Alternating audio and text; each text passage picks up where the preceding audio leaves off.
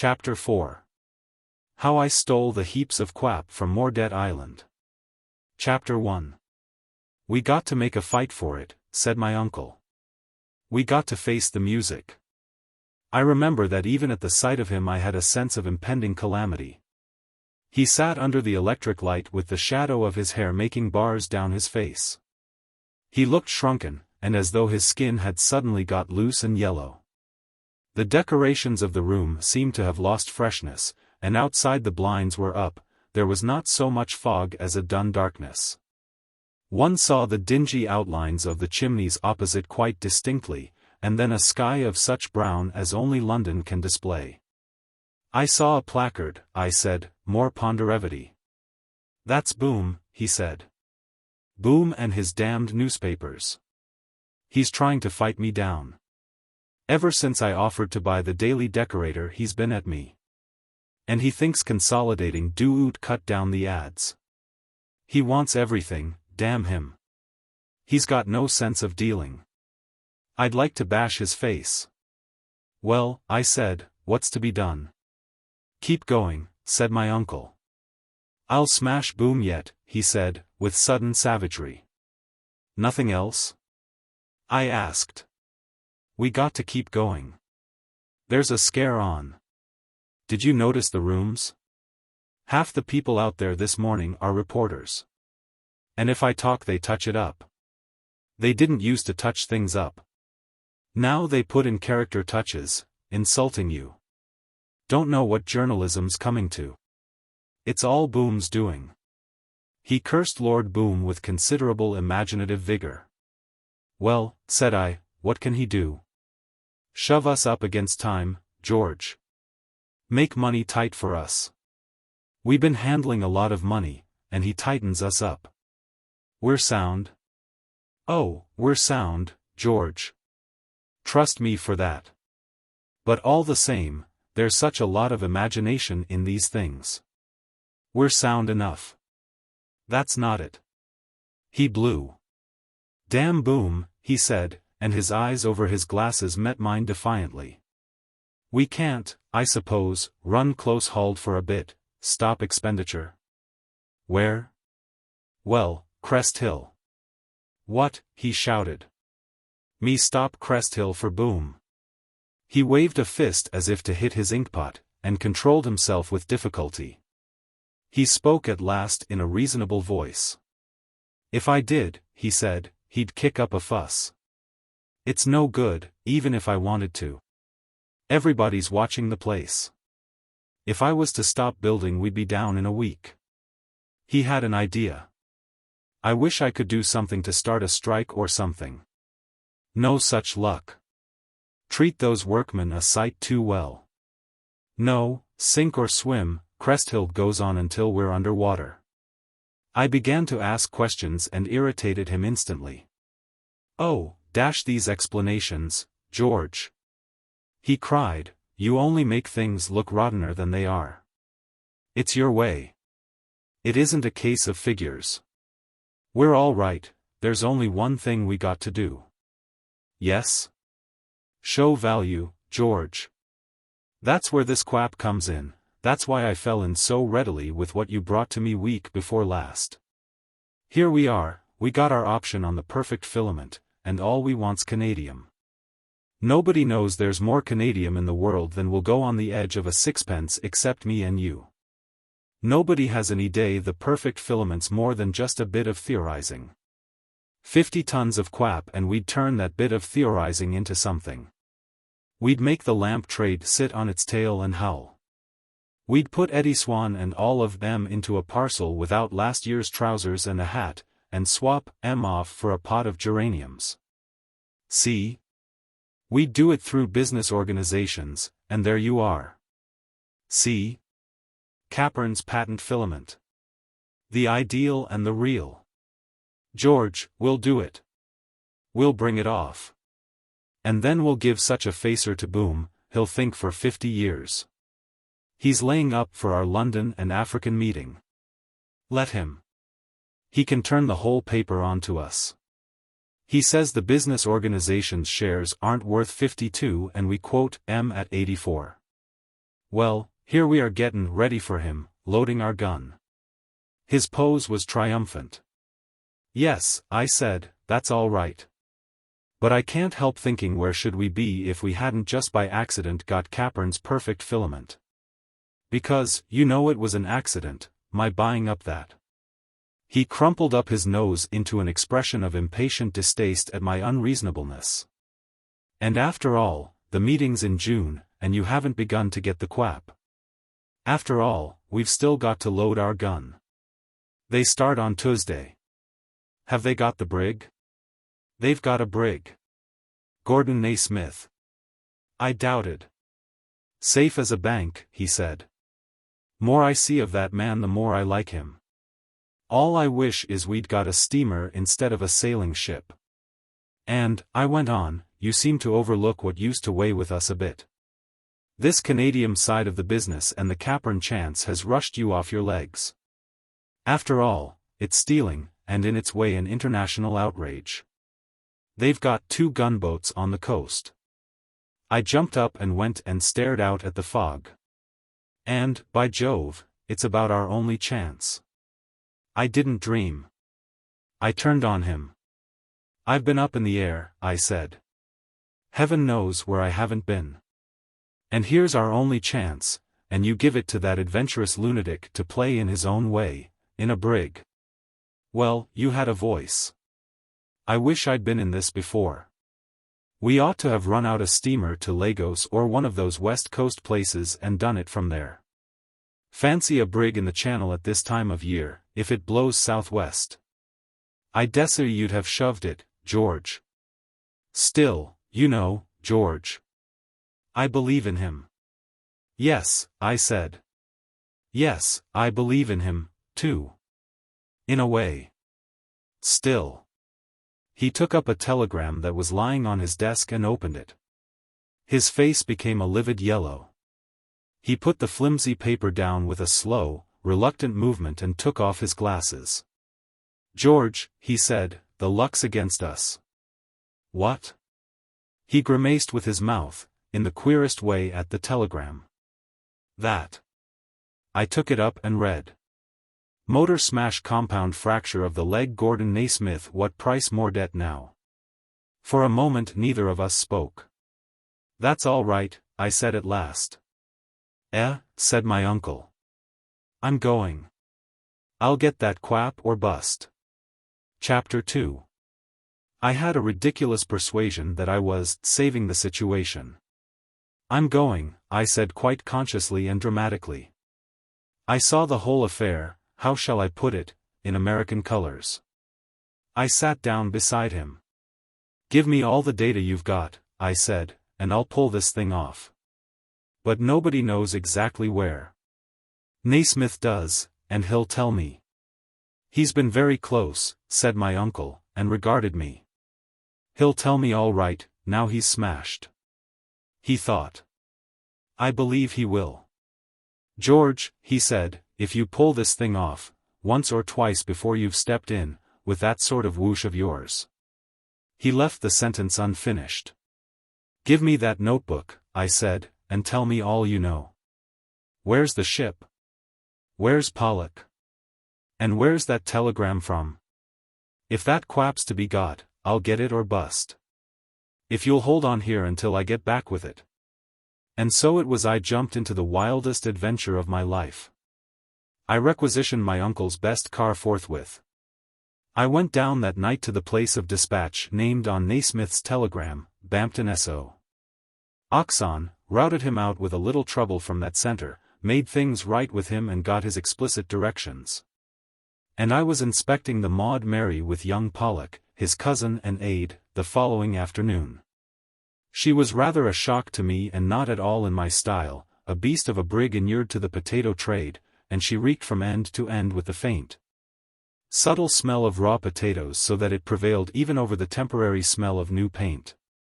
She was a beast of a brig, all hold and dirty framework, and they had ballasted her with old iron and old rails and iron sleepers. And got a miscellaneous lot of spades and iron wheelbarrows against the loading of the quap.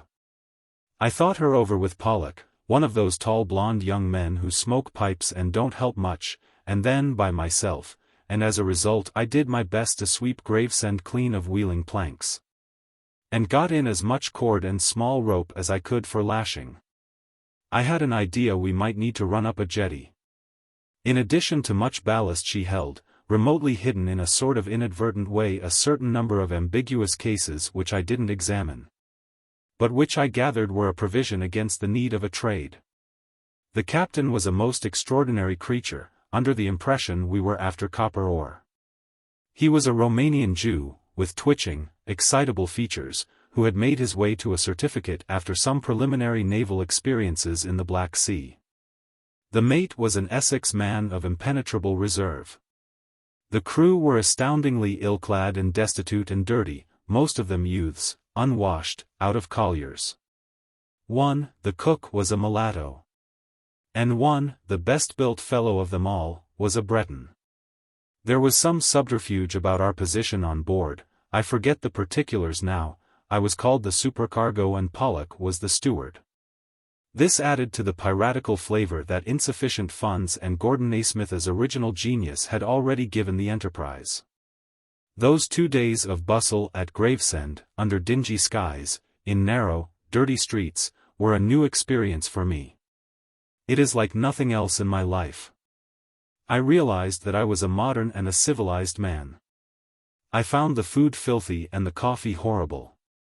The whole town stank in my nostrils. The landlord of the Good Intent on the quay had a stand-up quarrel with us before I could get even a hot bath. And the bedroom I slept in was infested by a quantity of exotic but voracious flat parasites called locally bugs, in the walls, in the woodwork, everywhere. I fought them with insect powder, and found them comatose in the morning. I was dipping down into the dingy underworld of the contemporary state. And I liked it no better than I did my first dip into it when I stayed with my uncle Nicodemus Frapp at the bakery at Chatham, where, by the by, we had to deal with cockroaches of a smaller, darker variety, and also with bugs of sorts. Let me confess that through all this time before we started I was immensely self-conscious, and that Beatrice played the part of audience in my imagination throughout. I was, as I say, saving the situation, and I was acutely aware of that. The evening before we sailed, instead of revising our medicine chest as I had intended, I took the car and ran across country to Lady Grove to tell my aunt of the journey I was making, and astonish Lady Osprey by an after-dinner call. The 2 ladies were at home and alone beside a big fire that seemed wonderfully cheerful after the winter night. I remember the effect of the little parlor in which they sat as very bright and domestic. Lady Osprey, in a costume of mauve and lace, sat on a chintz sofa and played an elaborately spread-out Patience by the light of a tall shaded lamp. Beatrice, in a whiteness that showed her throat, smoked a cigarette in an armchair and read with a lamp at her elbow. The room was white-paneled and chintz-curtained. About those 2 bright centers of light were warm dark shadow, in which a circular mirror shone like a pool of brown water. I carried off my raid by behaving like a slave of etiquette. There were moments when I think I really made Lady Osprey believe that my call was an unavoidable necessity, that it would have been negligent of me not to call just how and when I did. But at the best those were transitory moments. They received me with disciplined amazement. Lady Osprey was interested in my face and scrutinized the scar. Beatrice stood behind her solicitude. Our eyes met, and in hers I could see startled interrogations. "I'm going," I said, "to the west coast of Africa." They asked questions, but it suited my mood to be vague. "We've interests there. It is urgent I should go. I don't know when I may return." After that I perceived Beatrice surveyed me steadily. The conversation was rather difficult. I embarked upon lengthy thanks for their kindness to me after my accident. I tried to understand Lady Osprey's game of patience, but it didn't appear that Lady Osprey was anxious for me to understand her patience. I came to the verge of taking my leave. "You needn't go yet," said Beatrice, abruptly. She walked across to the piano, took a pile of music from the cabinet near, surveyed Lady Osprey's back, and with a gesture to me dropped it all deliberately onto the floor. "Must talk," she said, kneeling close to me as I helped her to pick it up. "Turn my pages." "At the piano." "I can't read music." "Turn my pages." Presently we were at the piano, and Beatrice was playing with noisy inaccuracy. She glanced over her shoulder and Lady Osprey had resumed her patience. The old lady was very pink, and appeared to be absorbed in some attempt to cheat herself without our observing it. "Isn't West Africa a vile climate? Are you going to live there? Why are you going?" Beatrice asked these questions in a low voice and gave me no chance to answer. Then taking a rhythm from the music before her, she said, "At the back of the house is a garden, a door in the wall, on the lane. Understand?" I turned over the pages without any effect on her playing. "When?" I asked. She dealt in chords. "I wish I could play this," she said. "Midnight." She gave her attention to the music for a time. "You may have to wait." "I'll wait." She brought her playing to an end by, as schoolboys say, stashing it up. "I can't play tonight," she said, standing up and meeting my eyes. "I wanted to give you a parting voluntary." "Was that Wagner, Beatrice?" asked Lady Osprey looking up from her cards. It sounded very confused. I took my leave. I had a curious twinge of conscience as I parted from Lady Osprey. Either a first intimation of middle age or my inexperience in romantic affairs was to blame. But I felt a very distinct objection to the prospect of invading this good lady's premises from the garden door. I motored up to the pavilion, found Cotthope reading in bed, told him for the first time of West Africa, spent an hour with him in settling all the outstanding details of Lord Robert's beta, and left that in his hands to finish against my return. I sent the motor back to Lady Grove, and still wearing my fur coat, for the January night was damp and bitterly cold, walked to Bedley Corner. I found the lane to the back of the Dower House without any difficulty, and was at the door in the wall with 10 minutes to spare. I lit a cigar and fell to walking up and down. This queer flavor of intrigue, this nocturnal garden door business, had taken me by surprise and changed my mental altitudes. I was startled out of my egotistical pose and thinking intently of Beatrice, of that elfin quality in her that always pleased me, that always took me by surprise. That had made her, for example, so instantly conceive this meeting. She came within a minute of midnight, the door opened softly and she appeared, a short, grey figure in a motor coat of sheepskin, bareheaded to the cold drizzle. She flitted up to me, and her eyes were shadows in her dusky face. "Why are you going to West Africa?" she asked at once. "Business crisis." "I have to go." "You're not going. You're coming back." 3 or 4 months, I said, at most. "Then, it's nothing to do with me?" "Nothing," I said. "Why should it have?" "Oh, that's all right. One never knows what people think or what people fancy." She took me by the arm. "Let's go for a walk," she said. I looked about me at darkness and rain. "That's all right," she laughed. "We can go along the lane and into the old Woking Road. Do you mind?" "Of course you don't." "My head." "It doesn't matter. One never meets anybody." "How do you know?" "I've wandered like this before." "Of course." "Did you think," she nodded her head back at her home, "that's all?" "No, by Jove!" I cried, "It's manifest it isn't." She took my arm and turned me down the lane. "Night's my time," she said by my side. "There's a touch of the werewolf in my blood. One never knows in these old families. I've wondered often. Here we are, anyhow, alone in the world. Just darkness and cold and a sky of clouds and wet. And we, together. I like the wet on my face and hair, don't you? When do you sail?" I told her tomorrow. "Oh, well, there's no tomorrow now. You and I." She stopped and confronted me. You don't say a word except to answer. No, I said. Last time you did all the talking. Like a fool. Now. We looked at each other's two dim faces. You're glad to be here? I'm glad, I'm beginning to be, it's more than glad. She put her hands on my shoulders and drew me down to kiss her. Ah, she said, and for a moment or so we just clung to one another. That's all, she said, releasing herself. What bundles of clothes we are tonight. I felt we should kiss some day again. Always. The last time was ages ago. Among the fern stalks. Among the bracken. You remember. And your lips were cold. Were mine?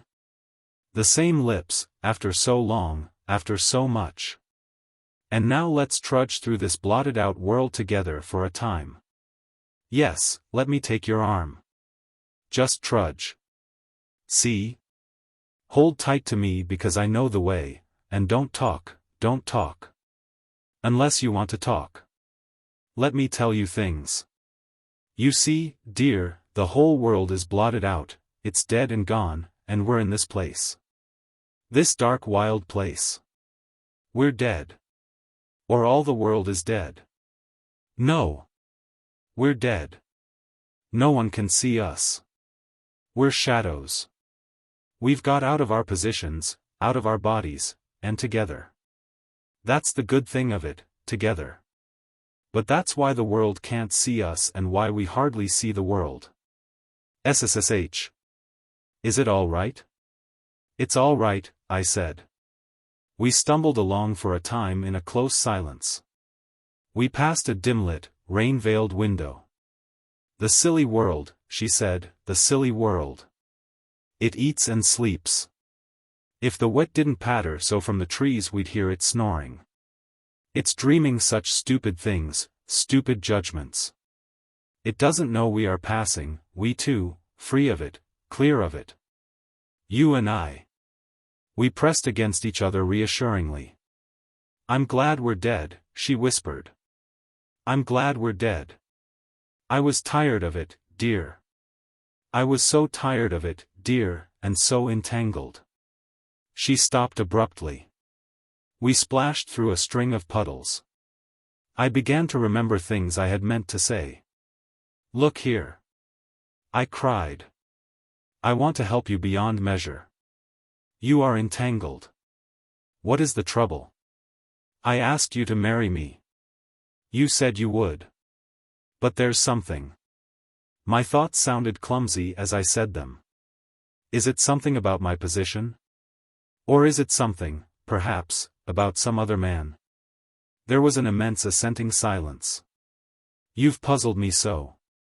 At first, I mean quite early, I thought you meant to make me marry you. I did. And then? Tonight, she said after a long pause, I can't explain. No. I can't explain. I love you. But, explanations. Tonight, my dear, here we are in the world alone, and the world doesn't matter. Nothing matters. Here I am in the cold with you, and my bed away there deserted. I'd tell you, I will tell you when things enable me to tell you, and soon enough they will. But tonight, I won't. I won't. She left my side and went in front of me. She turned upon me. Look here, she said, I insist upon your being dead. Do you understand? I'm not joking.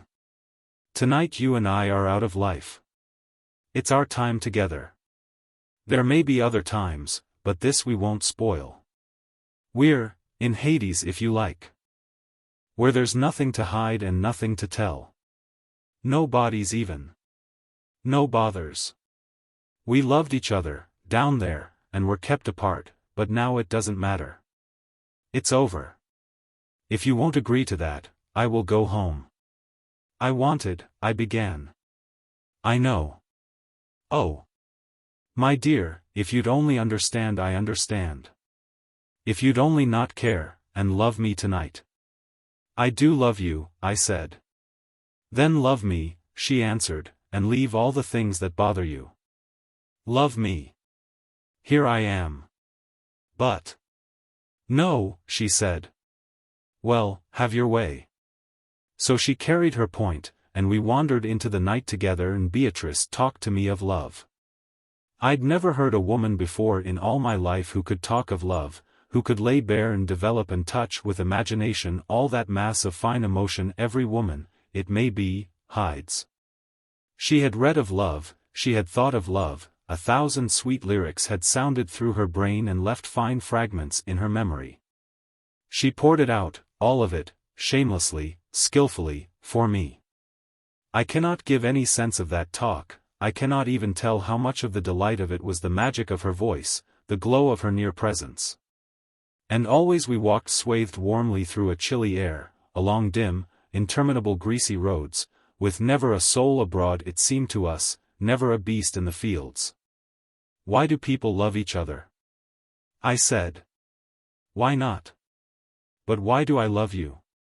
Why is your voice better than any voice, your face sweeter than any face? And why do I love you, she asked.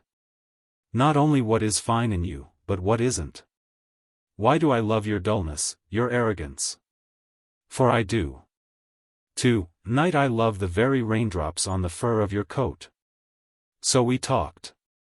And at last, very wet, still glowing but a little tired, we parted at the garden door.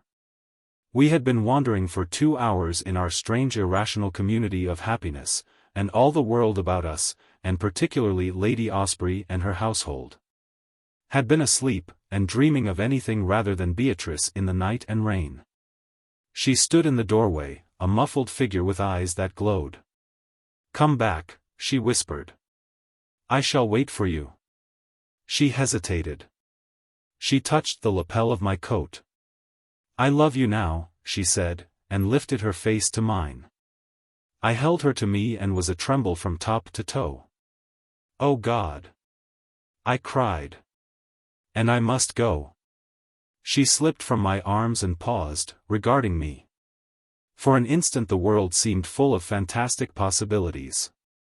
Yes, go, she said, and vanished and slammed the door upon me, leaving me alone like a man new fallen from fairyland in the black darkness of the night. Chapter 3. That expedition to Mordet Island stands apart from all the rest of my life, detached, a piece by itself with an atmosphere of its own. It would, I suppose, make a book by itself. It has made a fairly voluminous official report, but so far as this novel of mine goes it is merely an episode, a contributory experience. And I mean to keep it at that. Vile weather, an impatient fretting against unbearable slowness and delay, sea, sickness, general discomfort and humiliating self-revelation are the master values of these memories. I was sick all through the journey out. I don't know why. It was the only time I was ever seasick, and I have seen some pretty bad weather since I became a boat builder. But that phantom smell of potatoes was peculiarly vile to me. Coming back on the brig we were all ill, every one of us, so soon as we got to sea, poisoned, I firmly believe, by Quap. On the way out most of the others recovered in a few days, but the stuffiness below, the coarse food, the cramped dirty accommodation kept me, if not actually seasick, in a state of acute physical wretchedness the whole time. The ship abounded in cockroaches and more intimate vermin. I was cold all the time until after we passed Cape Verde, then I became steamily hot. I had been too preoccupied with Beatrice and my keen desire to get the Maud Mary under way at once, to consider a proper wardrobe for myself, and in particular I lacked a coat. Heavens! How I lacked that coat! And, moreover, I was cooped up with 2 of the worst bores in Christendom, Pollock and the captain. Pollock, after conducting his illness in a style better adapted to the capacity of an opera house than a small compartment, suddenly got insupportably well and breezy, and produced a manly pipe in which he smoked a tobacco as blonde as himself, and divided his time almost equally between smoking it and trying to clean it. There's only 3 things you can clean a pipe with, he used to remark with a twist of paper in hand. The best's a feather, the second's a straw, and the third's a girl's hairpin. I never see such a ship. You can't find any of them. Last time I came this way I did find hairpins anyway, and found M on the floor of the captain's cabin. Regular deposit. Feelin' better? At which I usually swore. Oh, you'll be all right soon. Don't mind my puffin' a bit? He never tired of asking me to have a hand at nap. Good game. Makes you forget it, and that's half the battle. He would sit swaying with the rolling of the ship and suck at his pipe of blonde tobacco and look with an inexpressibly sage but somnolent blue eye at the captain by the hour together. Captain's a card, he would say over and over again as the outcome of these meditations. He'd like to know what we're up to. He'd like to know, no end. That did seem to be the captain's ruling idea. But he also wanted to impress me with the notion that he was a gentleman of good family and to air a number of views adverse to the English, to English literature, to the English constitution, and the like. He had learnt the sea in the Romanian Navy, and English out of a book. He would still at times pronounce the e's at the end of there and here. He was a naturalized Englishman, and he drove me into a reluctant and uncongenial patriotism by his everlasting carping at things English. Pollock would set himself to draw him out. Heaven alone can tell how near I came to murder. 53 days I had outward, cooped up with these two and a shy and profoundly depressed mate who read the Bible on Sundays and spent the rest of his leisure in lethargy. 53 days of life cooped up in a perpetual smell, in a persistent sick hunger that turned from the sight of food, in darkness, cold and wet. In a lightly ballasted ship that rolled and pitched and swayed. And all the time the sands in the hourglass of my uncle's fortunes were streaming out. Misery. Amidst it all I remember only one thing brightly, one morning of sunshine in the Bay of Biscay and a vision of frothing waves, sapphire green. A bird following our wake and our masts rolling about the sky. Then wind and rain close in on us again. You must not imagine they were ordinary days, I mean, of an average length. They were not so much days as long damp slabs of time that stretched each one to the horizon, and much of that length was night. One paraded the staggering deck in a borrowed sou'wester hour after hour in the chilly, windy, splashing and spitting darkness, or sat in the cabin, bored and ill, and looked at the faces of those inseparable companions by the help of a lamp that gave smell rather than light. Then one would see going up, and then sinking down, Pollock, extinct pipe in mouth, humorously observant. Bringing his mind slowly to the 77th decision that the captain was a card, while the words flowed from the latter in a nimble incessant good. Dis England EET is not a country aristocratic, no. EET is a glorified bourgeoisie. EET is plutocratic. In England dear is no aristocracy since the Wars of Roses. In the rest of Europe east of the Latins, yes, in England, no. EET is all middle class, Eura England. Everything you look at, middle class. Respectable. Everything good, EET is, you say, shocking. Madam Grundy. EET is all limited and computing and self-seeking. Dat is why your art is so limited, you're a fiction, you're philosophin, why you are all so inartistic. You want nothing but profit. What will pay? What would you?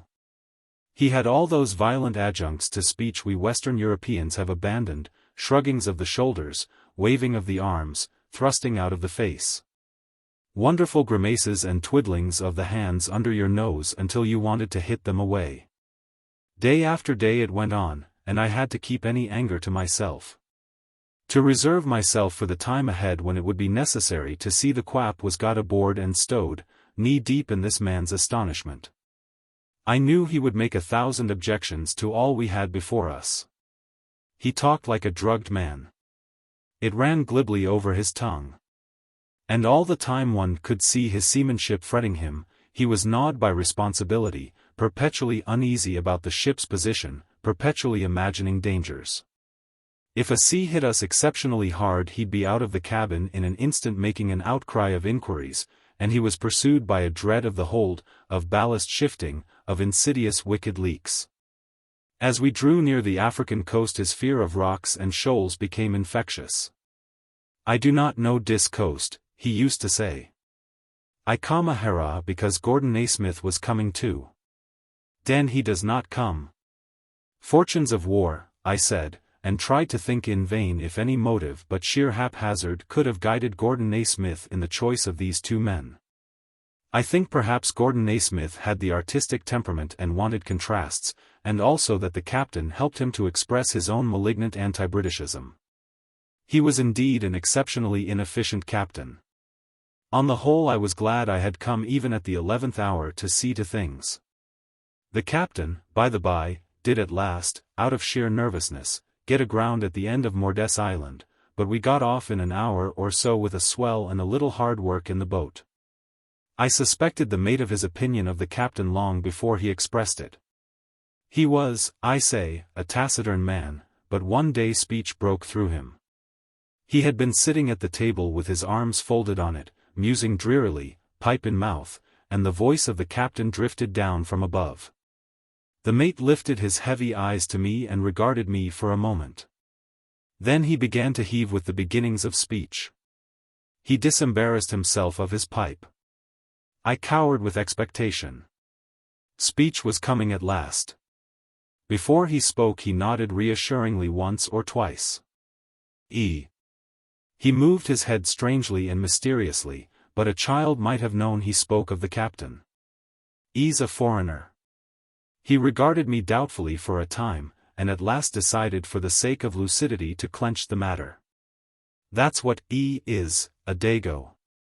He nodded like a man who gives a last tap to a nail, and I could see he considered his remark well and truly laid. His face, though still resolute, became as tranquil and uneventful as a huge hall after a public meeting has dispersed out of it, and finally he closed and locked it with his pipe. "Romanian Jew, isn't he?" I said. He nodded darkly and almost forbiddingly. More would have been too much. The thing was said. But from that time forth I knew I could depend upon him and that he and I were friends. It happens I never did have to depend upon him, but that does not affect our relationship. Forward the crew lived lives very much after the fashion of ours, more crowded, more cramped and dirty, wetter, steamier, more verminous.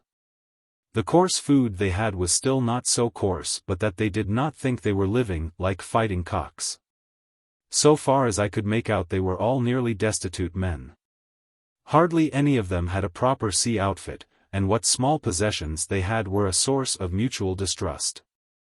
And as we pitched and floundered southward they gambled and fought, were brutal to one another, argued and wrangled loudly, until we protested at the uproar.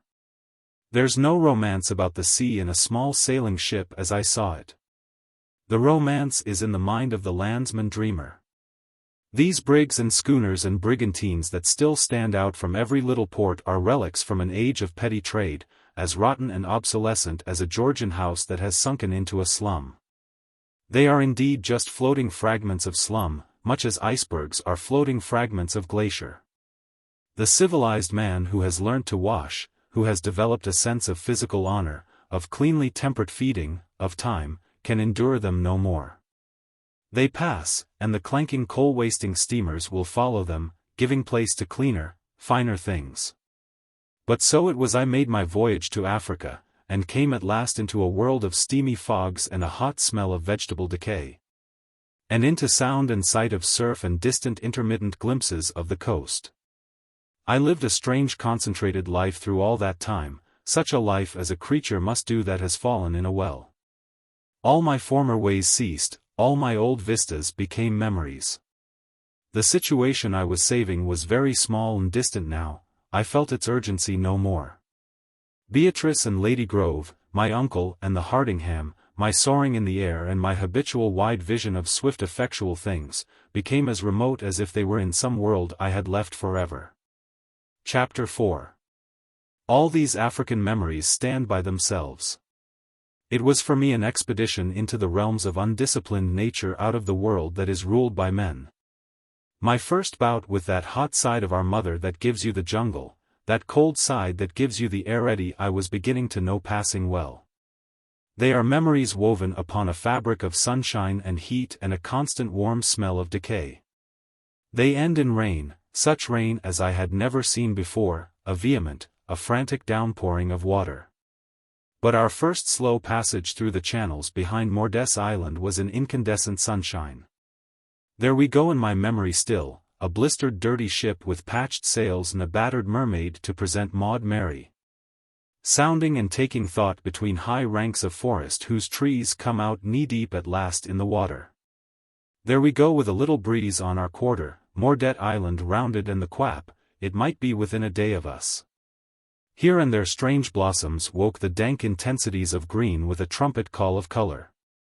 Things crept among the jungle and peeped and dashed back rustling into stillness. Always in the sluggishly drifting, opaque water were eddyings and stirrings, little rushes of bubbles came chuckling up light-heartedly from this or that submerged conflict and tragedy. Now and again were crocodiles like a stranded fleet of logs basking in the sun. Still it was by day, a dreary stillness broken only by insect sounds and the creaking and flapping of our progress, by the calling of the soundings and the captain's confused shouts. But in the night as we lay moored to a clump of trees the darkness brought 1,000 swampy things to life and out of the forest came screaming and howlings. Screaming and yells that made us glad to be afloat. And once we saw between the tree stems long blazing fires. We passed 2 or 3 villages landward, and brown-black women and children came and stared at us and gesticulated, and once a man came out in a boat from a creek and hailed us in an unknown tongue. And so at last we came to a great open place, a broad lake rimmed with a desolation of mud and bleached refuse and dead trees. Free from crocodiles or water birds or sight or sound of any living thing, and saw far off, even as Naismith had described, the ruins of the deserted station. And hard by 2 little heaps of buff-hued rubbish under a great rib of rock, the Quap. The forest receded. The land to the right of us fell away and became barren, and far on across notch in its backbone was surf and the sea. We took the ship in towards those heaps and the ruined jetty slowly and carefully. The captain came and talked. "This is EET," he said. "Yes," said I. "Is EET for trade we have come?" This was ironical. "No," said I. "Gordon Naismith would have told me long ago what it EES for we have come." "I'll tell you now," I said. "We are going to lay in as close as we can to those 2 heaps of stuff, you see them, under the rock. Then we are going to chuck all our ballast overboard and take those in. Then we're going home. May I presume to ask, is EED gold?" "No," I said incivilly, "it isn't." "Then what is it?" "It's stuff, of some commercial value." "We can't do EET," he said. "We can," I answered reassuringly. "We can't," he said as confidently. "I don't mean what you mean. You know so little, but, this is forbidden country." I turned on him suddenly angry and met bright excited eyes. For a minute we scrutinized one another. Then I said, "That's our risk. Trade is forbidden. But this isn't trade. This thing's got to be done." His eyes glittered and he shook his head. The brig stood in slowly through the twilight toward this strange scorched and blistered stretch of beach. And the man at the wheel strained his ears to listening the low-voiced angry argument that began between myself and the captain, that was presently joined by Pollock. We moored at last within 100 yards of our goal. And all through our dinner and far into the night we argued intermittently and fiercely with the captain about our right to load just what we pleased. "I will have nothing to do with EET," he persisted. "I wash my hands." It seemed that night as though we argued in vain. "If it is not trade," he said, "it is prospecting and mining. That is worse. Anyone who knows anything, outside England, knows that is worse." We argued and I lost my temper and swore at him. Pollock kept cooler and chewed his pipe watchfully with that blue eye of his upon the captain's gestures. Finally I went on deck to cool. The sky was overcast. I discovered all the men were in a knot forward, staring at the faint quivering luminosity that had spread over the heaps of quap. A phosphorescence such as one sees at times on rotting wood. And about the beach east and west there were patches and streaks of something like diluted moonshine. In the small hours I was still awake and turning over scheme after scheme in my mind whereby I might circumvent the captain's opposition. I meant to get that quap aboard if I had to kill someone to do it. Never in my life had I been so thwarted. After this intolerable voyage. There came a rap at my cabin door and then it opened and I made out a bearded face. "Come in," I said, and a black voluble figure I could just see obscurely came in to talk in my private ear and fill my cabin with its whisperings and gestures. It was the captain. He, too, had been awake and thinking things over. He had come to explain, enormously. I lay there hating him and wondering if I and Pollock could lock him in his cabin and run the ship without him. "I do not want to spoil this expedition," emerged from a cloud of protestations, and then I was able to disentangle a commission, shush a small commission, for special risks. Special risks became frequent. I let him explain himself out. It appeared he was also demanding an apology for something I had said. No doubt I had insulted him generously. At last came definite offers. I broke my silence and bargained. "Pollock." I cried and hammered the partition. "What's up?" asked Pollock. I stated the case concisely. There came a silence. "He's a card," said Pollock. "Let's give him his commission." "I don't mind." I cried. "I said he was a card, that's all," said Pollock. "I'm coming." He appeared in my doorway. A faint white figure joined our vehement whisperings. We had to buy the captain off, we had to promise him 10% of our problematical profits. We were to give him 10% on what we sold the cargo for over and above his legitimate pay, and I found in my outbargained and disordered state small consolation in the thought that I, as the Gordon Naismith expedition, was to sell the stuff to myself as business organizations.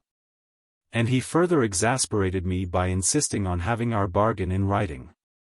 In the form of a letter, he insisted. All right, I acquiesced, in the form of a letter. Here goes. Get a light.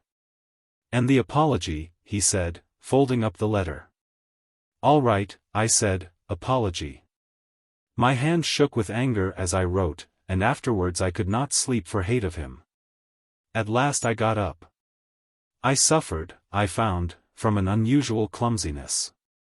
I struck my toe against my cabin door, and cut myself as I shaved. I found myself at last pacing the deck under the dawn in a mood of extreme exasperation. The sun rose abruptly and splashed light blindingly into my eyes, and I swore at the sun. I found myself imagining fresh obstacles with the men and talking aloud in anticipatory rehearsal of the consequent row. The malaria of the quap was already in my blood. Chapter 5. Sooner or later the ridiculous embargo that now lies upon all the coast eastward of Mordet Island will be lifted and the reality of the deposits of quap ascertained. I am sure that we were merely taking the outcrop of a stratum of nodulated deposits that dips steeply seaward. Those heaps were merely the crumbled-out contents of two irregular cavities in the rock. They are as natural as any talus or heap of that kind, and the mud along the edge of the water for miles is mixed with quap, and is radioactive and lifeless and faintly phosphorescent at night. But the reader will find the full particulars of my impression of all this in the Geological Magazine for October, 1905, and to that I must refer him. There, too, he will find my unconfirmed theories of its nature. If I am right, it is something far more significant from the scientific point of view than those incidental constituents of various rare metals, pitchblende, rutile, and the like, upon which the revolutionary discoveries of the last decade are based. Those are just little molecular centers of disintegration, of that mysterious decay and rotting of those elements once regarded as the most stable things in nature. But there is something, the only word that comes near it is cancerous, and that is not very near, about the whole of Quap, something that creeps and lives as a disease lives by destroying. An elemental stirring and disarrangement, incalculably maleficent and strange. This is no imaginative comparison of mine. To my mind, radioactivity is a real disease of matter. Moreover, it is a contagious disease. It spreads. You bring those debased and crumbling atoms near others, and those too presently catch the trick of swinging themselves out of coherent existence. It is in matter exactly what the decay of our old culture is in society, a loss of traditions and distinctions and assured reactions. When I think of these inexplicable dissolvent centers that have come into being in our globe, these Quap heaps are surely by far the largest that have yet been found in the world.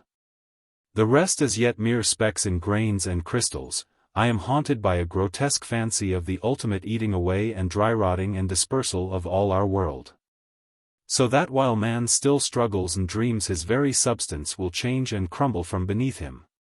I mention this here as a queer persistent fancy. Suppose, indeed, that is to be the end of our planet, no splendid climax and finale, no towering accumulation of achievements, but just atomic decay. I add that to the ideas of the suffocating comet, the dark body out of space, the burning out of the sun, the distorted orbit. As a new and far more possible end, as science can see ends, to this strange byplay of matter that we call human life. I do not believe this can be the end, no human soul can believe in such an end and go on living, but to it science points as a possible thing, science and reason alike.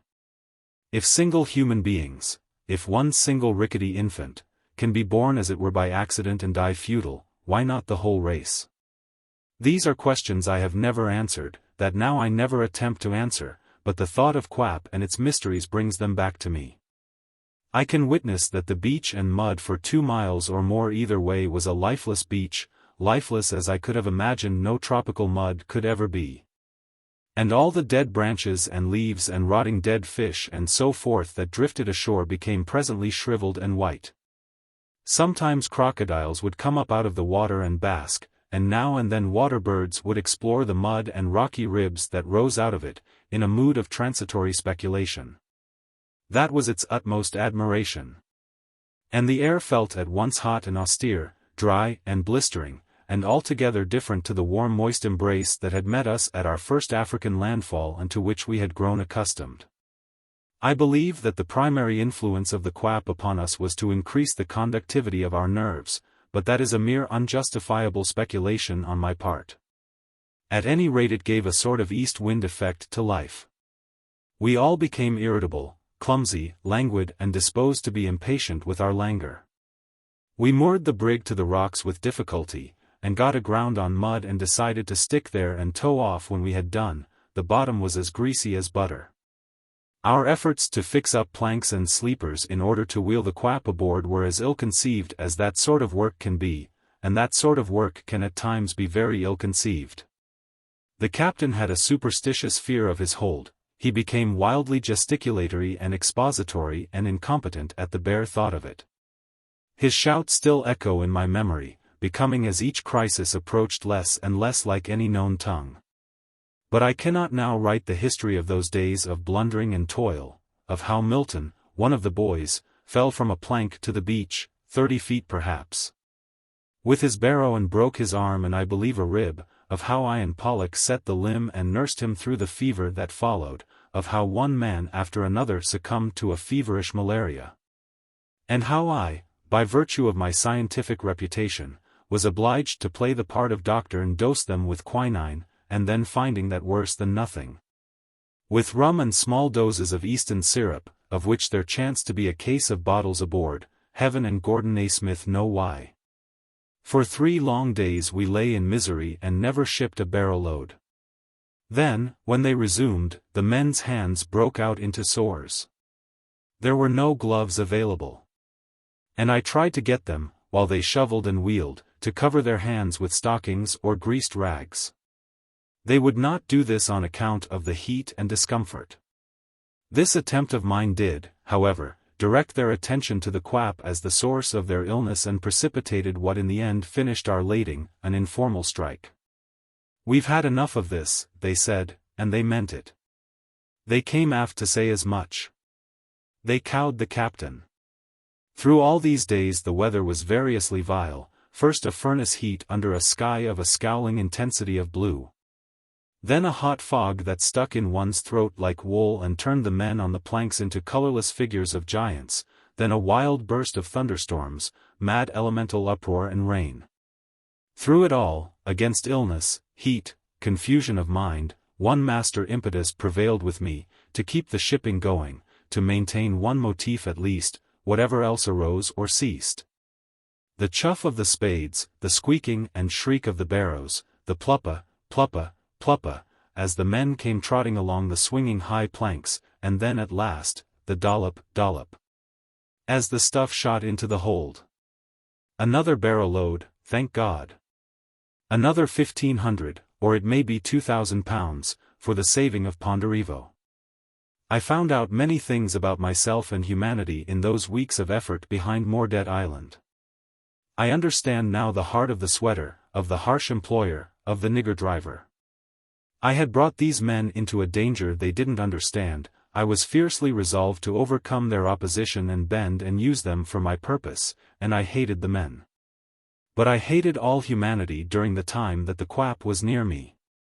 And my mind was pervaded, too, by a sense of urgency and by the fear that we should be discovered and our proceedings stopped. I wanted to get out to sea again, to be beating up northward with our plunder. I was afraid our masts showed to seaward and might betray us to some curious passer on the high sea. And one evening near the end I saw a canoe with 3 natives far off down the lake. I got field glasses from the captain and scrutinized them, and I could see them staring at us. One man might have been a half-breed and was dressed in white. They watched us for some time very quietly and then paddled off into some channel in the forest shadows. And for 3 nights running, so that it took a painful grip upon my inflamed imagination, I dreamt of my uncle's face, only that it was ghastly white like a clown's. And the throat was cut from ear to ear, a long ochreous cut. "Too late," he said, "too late." Chapter 6.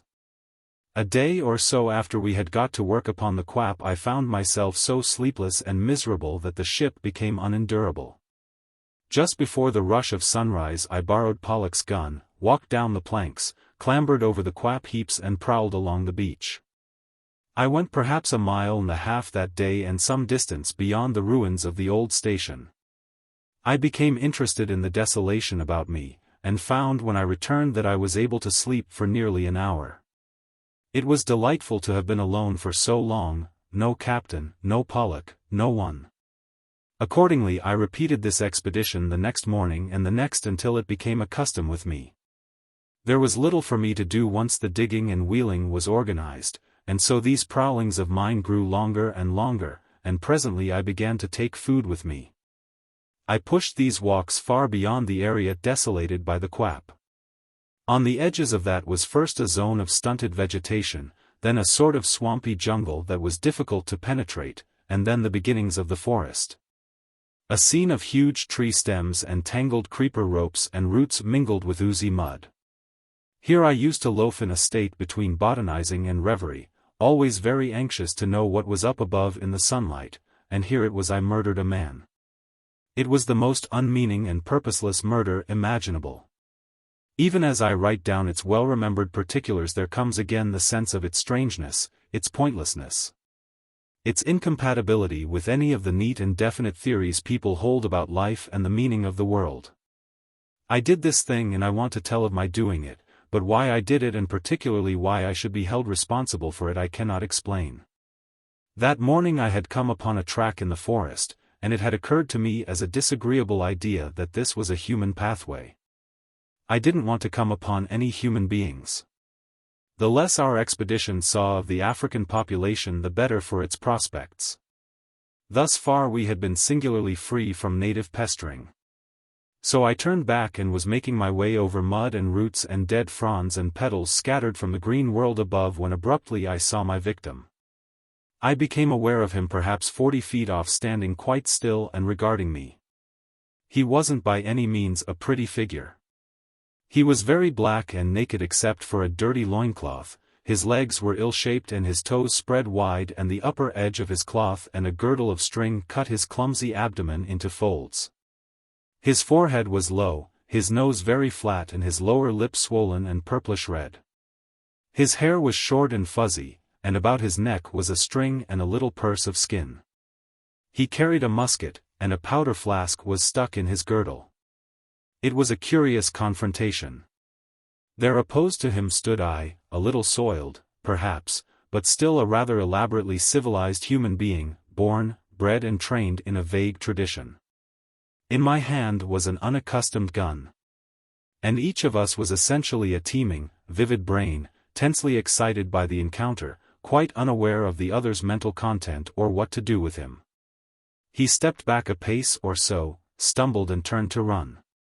"Stop," I cried, "stop, you fool," and started to run after him, shouting such things in English. But I was no match for him over the roots and mud. I had a preposterous idea. He mustn't get away and tell them. And with that instantly I brought both feet together, raised my gun, aimed quite coolly, drew the trigger carefully and shot him neatly in the back. I saw with a leap of pure exultation, the smash of my bullet between his shoulder blades. "Got him," said I, dropping my gun, and down he flopped and died without a groan. "By Jove!" I cried with note of surprise, "I've killed him." I looked about me and then went forward cautiously, in a mood between curiosity and astonishment, to look at this man whose soul I had flung so unceremoniously out of our common world. I went to him, not as one goes to something one has made or done, but as one approaches something found. He was frightfully smashed out in front, he must have died in the instant. I stooped and raised him by his shoulder and realized that. I dropped him, and stood about and peered about me through the trees. "My word," I said.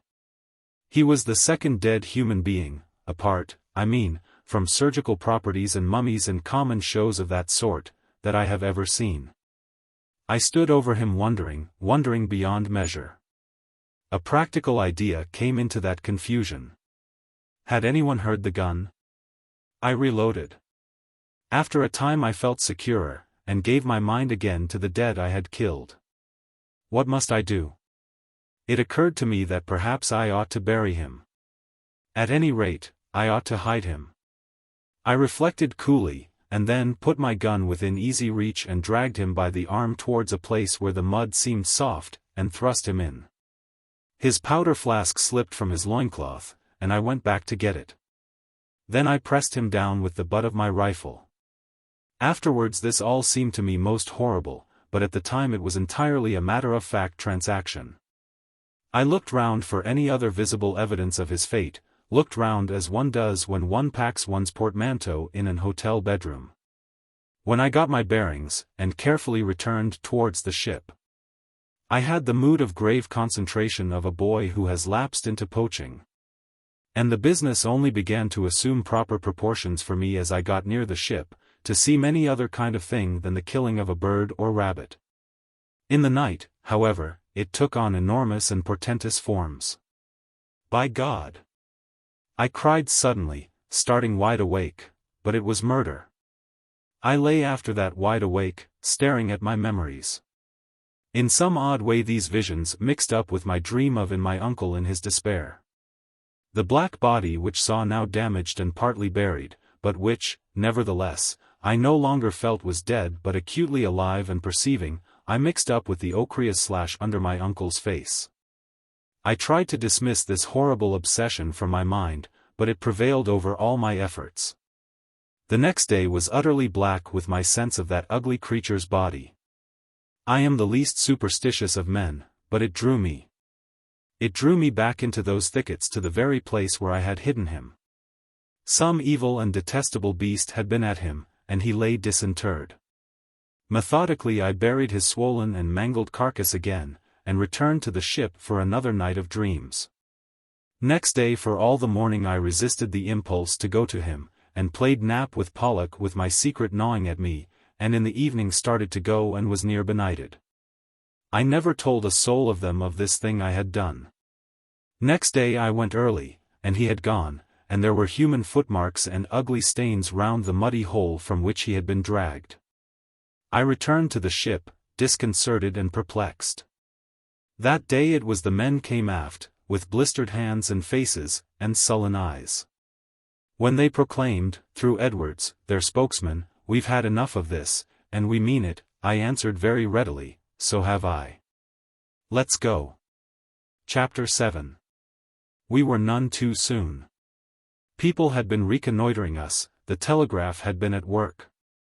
And we were not 4 hours at sea before we ran against the gunboat that had been sent down the coast to look for us and that would have caught us behind the island like a beast in a trap. It was a night of driving cloud that gave intermittent gleams of moonlight, the wind and sea were strong and we were rolling along through a drift of rails and mist. Suddenly the world was white with moonshine. The gunboat came out as a long dark shape wallowing on the water to the east. She sighted the Maud Mary at once, and fired some sort of popgun to arrest us. The mate turned to me. "Shall I tell the captain?" "The captain be damned," said I, and we let him sleep through 2 hours of chase till a rainstorm swallowed us up. Then we changed our course and sailed right across them, and by morning only her smoke was showing. We were clear of Africa, and with the booty aboard I did not see what stood between us and home. For the first time since I had fallen sick in the Thames my spirits rose. I was seasick and physically disgusted, of course, but I felt kindly in spite of my qualms. So far as I could calculate then the situation was saved. I saw myself returning triumphantly into the Thames, and nothing on earth to prevent old Capern's perfect filament going on the market in fortnight. I had the monopoly of electric lamps beneath my feet. I was released from the spell of that blood-stained black body all mixed up with grey-black mud. I was going back to baths and decent food and aeronautics and Beatrice. I was going back to Beatrice and my real life again, out of this well into which I had fallen. It would have needed something more than seasickness and quap fever to prevent my spirits rising. I told the captain that I agreed with him that the British were the scum of Europe, the westward drift of all the people, a disgusting rabble. And I lost £3 by attenuated retail to Pollock at Ha'penny Nap and Euchre. And then as we got out into the Atlantic this side of Cape Verde, the ship began to go to pieces. I don't pretend for one moment to understand what happened. But I think Gravenhagen's recent work on the effects of radium upon ligneous tissue does rather carry out my idea that emanations from quap have rapid rotting effect upon woody fiber. From the first there had been a different feel about the ship, and as the big winds and waves began to strain her she commenced leaking. Soon she was leaking, not at any particular point, but everywhere. She did not spring a leak, but water came in first of all near the decaying edges of her planks, and then through them. I firmly believe the water came through the wood. First it began to ooze, then to trickle. It was like trying to carry moist sugar in a thin paper bag. Soon we were taking in water as though we had opened a door in her bottom. Once it began, the thing went ahead beyond all fighting. For a day or so we did our best, and I can still remember in my limbs and back the pumping, the fatigue in my arms and the memory of a clear little dribble of water that jerked as one pumped. And of knocking off and the being awakened to go on again, and of fatigue piling up upon fatigue. At last we ceased to think of anything but pumping, one became a thing of torment enchanted, doomed to pump forever. I still remember it as pure relief when at last Pollock came to me pipe in mouth. "The captain says the damn thing's going down right now," he remarked, chewing his mouthpiece. Good idea," I said. "One can't go on pumping forever." And without hurry or alacrity, sullenly and wearily we got into the boats and pulled away from the Maud Mary until we were clear of her, and then we stayed resting on our oars. motionless upon a glassy sea, waiting for her to sink. We were all silent, even the captain was silent until she went down. And then he spoke quite mildly in an undertone. "Dat is the first ship I have ever lost. And it was not a fair game. It was not a cargo any man should take. No." I stared at the slow eddies that circled above the departed Maud Mary, and the last chance of business organizations. I felt weary beyond emotion. I thought of my heroics to Beatrice and my uncle, of my prompt, "I'll go," and of all the ineffectual months I had spent after this headlong decision. I was moved to laughter at myself and fate. But the captain and the men did not laugh. The men scowled at me and rubbed their sore and blistered hands, and set themselves to row. As all the world knows, we were picked up by the Union Castle liner, Portland Castle. The hairdresser aboard was a wonderful man, and he even improvised me a dress suit, and produced a clean shirt and warm underclothing. I had a hot bath, and dressed and dined and drank a bottle of Burgundy. "Now," I said, "are there any newspapers? I want to know what's been happening in the world." My steward gave me what he had, but I landed at Plymouth still largely ignorant of the course of events. I shook off Pollock, and left the captain and mate in an hotel, and the men in a sailor's home until I could send to pay them off, and I made my way to the station. The newspapers I bought, the placards I saw, all England indeed resounded to my uncle's bankruptcy. Book. Chapter 4. The Aftermath of Tono-Bungay. Chapter 1. The Stick of the Rocket. Chapter 1. That evening I talked with my uncle in the Hardingham for the last time.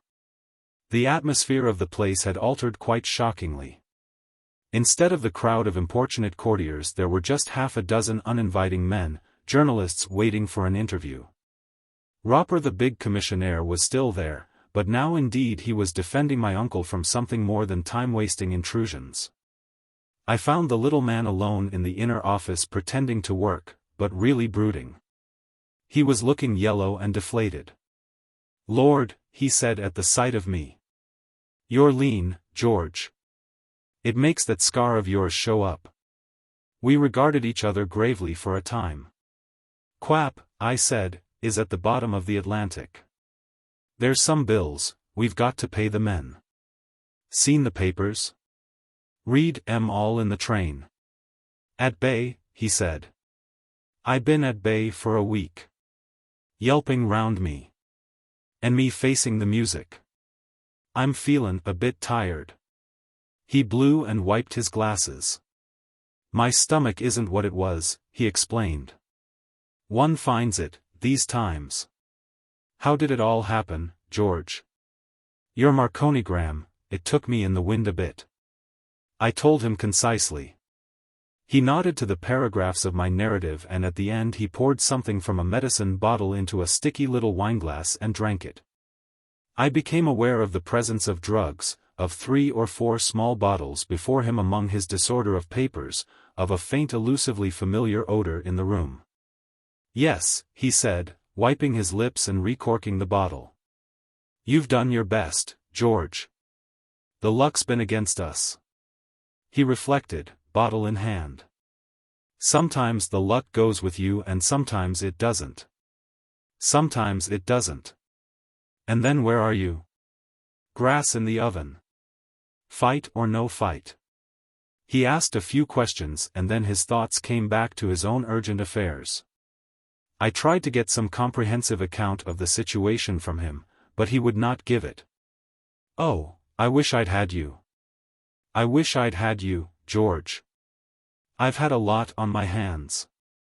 You're clear-headed at times. What has happened?" "Oh. Boom, infernal things." "Yes, but, how?" "I'm just off the sea, remember. It'd worry me too much to tell you now. It's tied up in a skein." He muttered something to himself and mused darkly, and roused himself to say. "Besides, you'd better keep out of it. It's getting tight. Get talking. Go down to Crest Hill and fly. That's your affair. For a time his manner set free queer anxieties in my brain again. I will confess that Mordet Island nightmare of mine returned, and as I looked at him his hand went out for the drug again. "Stomach, George," he said. "I been fightin' on that. Every man fights on something, gives way somewheres, head, heart, liver, something. ZZZZ, gives way somewhere. Napoleon did at last. All through the Waterloo campaign, his stomach, it wasn't a stomach. Worse than mine, no end." The mood of depression passed as the drug worked within him. His eyes brightened. He began to talk big. He began to dress up the situation for my eyes, to recover what he had admitted to me. He put it as a retreat from Russia. There were still the chances of Leipzig. "It's a battle, George, a big fight. We're fighting for millions. I've still chances. There's still a card or so. I can't tell all my plans, like speaking on the stroke." "You might," I began. "I can't, George. It's like asking to look at some embryo. You got to wait." "I know. In a sort of way, I know. But to tell it, no. You been away so long. And everything's got complicated." My perception of disastrous entanglements deepened with the rise of his spirits. It was evident that I could only help to tie him up in whatever net was weaving round his mind by forcing questions and explanations upon him. My thoughts flew off at another angle.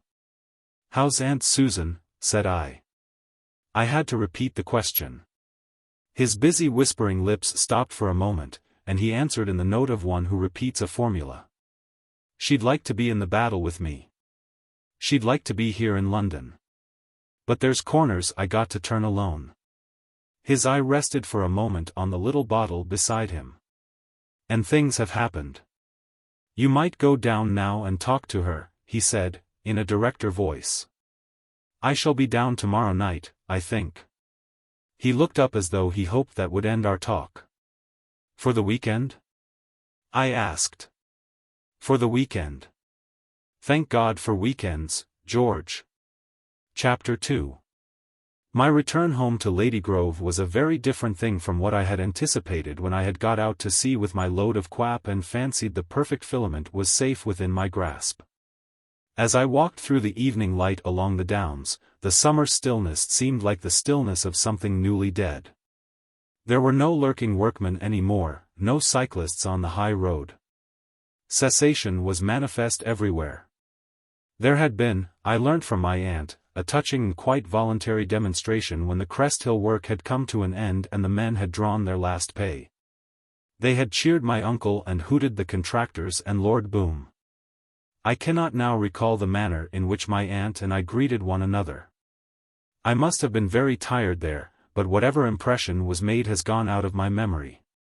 But I recall very clearly how we sat at the little round table near the big window that gave on the terrace, and dined and talked. I remember her talking of my uncle. She asked after him, and whether he seemed well. "I wish I could help," she said. "But I've never helped him much, never. His way of doing things was never mine. And since he began to get so rich, he's kept things from me. In the old days, it was different. There he is, I don't know what he's doing. He won't have me near him. More's kept from me than anyone. The very servants won't let me know. They try and stop the worst of the papers, Boom's things, from coming upstairs. I suppose they've got him in a corner, George. Poor old Teddy. Poor old Adam and Eve we are. Official receivers with flaming swords to drive us out of our garden. I'd hoped we'd never have another trek. Well, anyway, it won't be Crest Hill. But it's hard on Teddy. He must be in such a mess up there. Poor old chap. I suppose we can't help him. I suppose we'd only worry him. Have some more soup, George, while there is some. The next day was one of those days of strong perception that stand out clear in one's memory when the common course of days is blurred. I can recall now the awakening in the large familiar room that was always kept for me, and how I lay staring at its chintz-covered chairs, its spaced fine furniture, its glimpse of the cedars without, and thought that all this had to end. I have never been greedy for money, I have never wanted to be rich, but I felt now an immense sense of impending deprivation. I read the newspapers after breakfast, I and my aunt together, and then I walked up to see what Cotthope had done in the matter of Lord Robert's beta.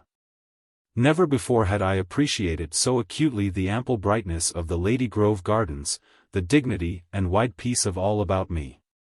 It was one of those warm mornings in late May that have won all the glory of summer without losing the gay delicacy of spring.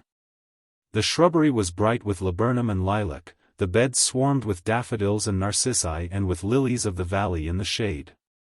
I went along the well-kept paths among the rhododendra and through the private gate into the woods where the bluebells and common orchid were in profusion. Never before had I tasted so completely the fine sense of privilege and ownership. And all this has to end, I told myself, all this has to end. Neither my uncle nor I had made any provision for disaster, all we had was in the game, and I had little doubt now of the completeness of our ruin. For the first time in my life since he had sent me that wonderful telegram of his I had to consider that common anxiety of mankind, employment. I had to come off my magic carpet and walk once more in the world. And suddenly I found myself at the cross drives where I had seen Beatrice for the first time after so many years. It is strange, but so far as I can recollect I had not thought of her once since I had landed at Plymouth. No doubt she had filled the background of my mind, but I do not remember one definite, clear thought. I had been intent on my uncle and the financial collapse. It came like a blow in the face now. All that, too, had to end. Suddenly I was filled with the thought of her and a great longing for her. What would she do when she realized our immense disaster? What would she do? How would she take it? It filled me with astonishment to realize how little I could tell. Should I perhaps presently happen upon her? I went on through the plantations and out upon the downs, and thence I saw Cotthope with a new glider of his own design soaring downwind to my old familiar grounding place. To judge by its long rhythm it was a very good glider. Like Cotthope's cheek, thought I, to go on with the research. I wonder if he's keeping notes. But all this will have to stop. He was sincerely glad to see me. It's been a rum go, he said. He had been there without wages for a month, a man forgotten in the rush of events. I just stuck on and did what I could with the stuff. I got a bit of money of my own, and I said to myself, well, here you are with the gear and no one to look after you. You won't get such a chance again, my boy, not in all your born days. Why not make what you can with it? How's Lord Robert's beta? Cotthope lifted his eyebrows. I've had to refrain, he said. But he's looking very handsome. Gods. I said, I'd like to get him up just once before we smash. You read the papers? You know we're going to smash. Oh. I read the papers. It's scandalous, sir, such work as ours should depend on things like that. You and I ought to be under the state, sir, if you'll excuse me. Nothing to excuse, I said. I've always been a socialist, of a sort, in theory. Let's go and have a look at him. How is he? Deflated? Just about quarter full. That last oil glaze of yours holds the gas something beautiful. He's not lost a cubic meter a week. Cotthope returned to socialism as we went toward the sheds. Glad to think you're a socialist, sir, he said, it's the only civilized state. I've been a socialist some years, off the Clarion. It's a rotten scramble, this world. It takes the things we make and invent and it plays the silly fool with them. We scientific people will have to take things over and stop all this financing and advertisement and that. It's too silly. It's a nuisance. Look at us. Lord Robert's beta, even in his partially deflated condition in his shed, was a fine thing to stare up at. I stood side by side with Cotthope regarding him, and it was borne in upon me more acutely than ever that all this had to end. I had a feeling just like the feeling of a boy who wants to do wrong, that I would use up the stuff while I had it before the creditors descended. I had a queer fancy, too, I remember, that if I could get into the air it would advertise my return to Beatrice. "We'll fill her," I said concisely. "It's all ready," said Cotthope, and added as an afterthought, "unless they cut off the gas." I worked and interested myself with Cotthope all the morning and for a time forgot my other troubles. But the thought of Beatrice flooded me slowly and steadily. It became an unintelligent sick longing to see her. I felt that I could not wait for the filling of Lord Robert's beta, that I must hunt her up and see her soon. I got everything forward and lunched with Cotthope, and then with the feeblest excuses left him in order to prowl down through the woods towards Bedley Corner. I became a prey to wretched hesitations and diffidence. Ought I to go near her now? I asked myself, reviewing all the social abasements of my early years. At last, about 5, I called at the Dower House. I was greeted by their Charlotte, with a forbidding eye and a cold astonishment. Both Beatrice and Lady Osprey were out. There came into my head some prowling dream of meeting her. I went along the lane towards Woking, the lane down which we had walked 5 months ago in the wind and rain. I mooned for a time in our former footsteps, then swore and turned back across the fields, and then conceived a distaste for Cotthope and went downward. At last I found myself looking down on the huge abandoned masses of the Cresthill house. That gave my mind a twist into a new channel. My uncle came uppermost again. What a strange, melancholy emptiness of intention that stricken enterprise seemed in the even evening sunlight, what vulgar magnificence and crudity in utter absurdity. It was as idiotic as the pyramids. I sat down on the stile, staring at it as though I had never seen that forest of scaffold poles, that waste of walls and bricks and plaster and shaped stones. That wilderness of broken soil and wheeling tracks and dumps before. It struck me suddenly as the compactest image and sample of all that passes for progress, of all the advertisement-inflated spending, the aimless building up and pulling down. The enterprise and promise of my age. This was our fruit, this was what he had done, I and my uncle, in the fashion of our time. We were its leaders and exponents, we were the thing it most flourishingly produced. For this futility in its end, for an epoch of such futility, the solemn scroll of history had unfolded. Great God! I cried, but is this life? For this the armies drilled, for this the law was administered and the prisons did their duty, for this the millions toiled and perished in suffering. In order that a few of us should build palaces we never finished, make billiard rooms under ponds, run imbecile walls round irrational estates, scorch about the world in motorcars, devise flying machines, play golf and a dozen such foolish games of ball, crowd into chattering dinner parties, gamble and make our lives one vast, dismal spectacle of witless waste. So it struck me then, and for a time I could think of no other interpretation. This was life. It came to me like a revelation at once incredible and indisputable of the abysmal folly of our being. Chapter 3. I was roused from such thoughts by the sound of footsteps behind me. I turned half hopeful, so foolish is a lover's imagination, and stopped amazed. It was my uncle. His face was white as I had seen it in my dream. "Hullo!" I said, and stared. "Why aren't you in London?" "It's all up," he said. "Adjudicated?" "No." I stared at him for a moment, and then got off the stile. He stood swaying and then came forward with a weak motion of his arms like a man who cannot see distinctly, and caught at and leant upon the stile. For a moment we were absolutely still. He made a clumsy gesture towards the great futility below and choked. I discovered that his face was wet with tears, that his wet glasses blinded him. He put up his little fat hand and clawed them off clumsily, felt inefficiently for his pocket handkerchief, and then, to my horror, as he clung to me, he began to weep aloud, this little old world-worn swindler. It wasn't just sobbing or shedding tears, it was crying as a child cries. It was, oh, terrible. It's cruel, he blubbered at last. They asked me questions. They kept asking me questions, George. He sought for utterance, and spluttered. The bloody bullies, he shouted. The bloody bullies. He ceased to weep. He became suddenly rapid and explanatory.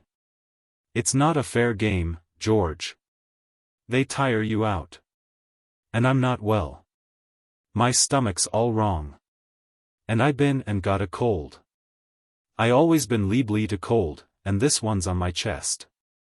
And then they tell you to speak up. They bait you, and bait you, and bait you. It's torture. The strain of it. You can't remember what you said. You're bound to contradict yourself. It's like Russia, George. It isn't fair play. Prominent man. I've been next at dinners with that chap, Neil, I've told him stories, and he's bitter. Sets out to ruin me. Don't ask a civil question, Bellows. He broke down again.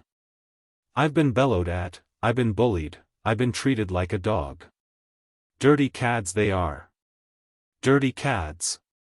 I'd rather be a 3-card sharper than a barrister, I'd rather sell cat's meat in the streets. They sprung things on me this morning, things I didn't expect. They rushed me. I'd got it all in my hands and then I was jumped. By Neil. Neil I've given city tips to. Neil. I've helped Neil. I couldn't swallow a mouthful, not in the lunch hour. I couldn't face it.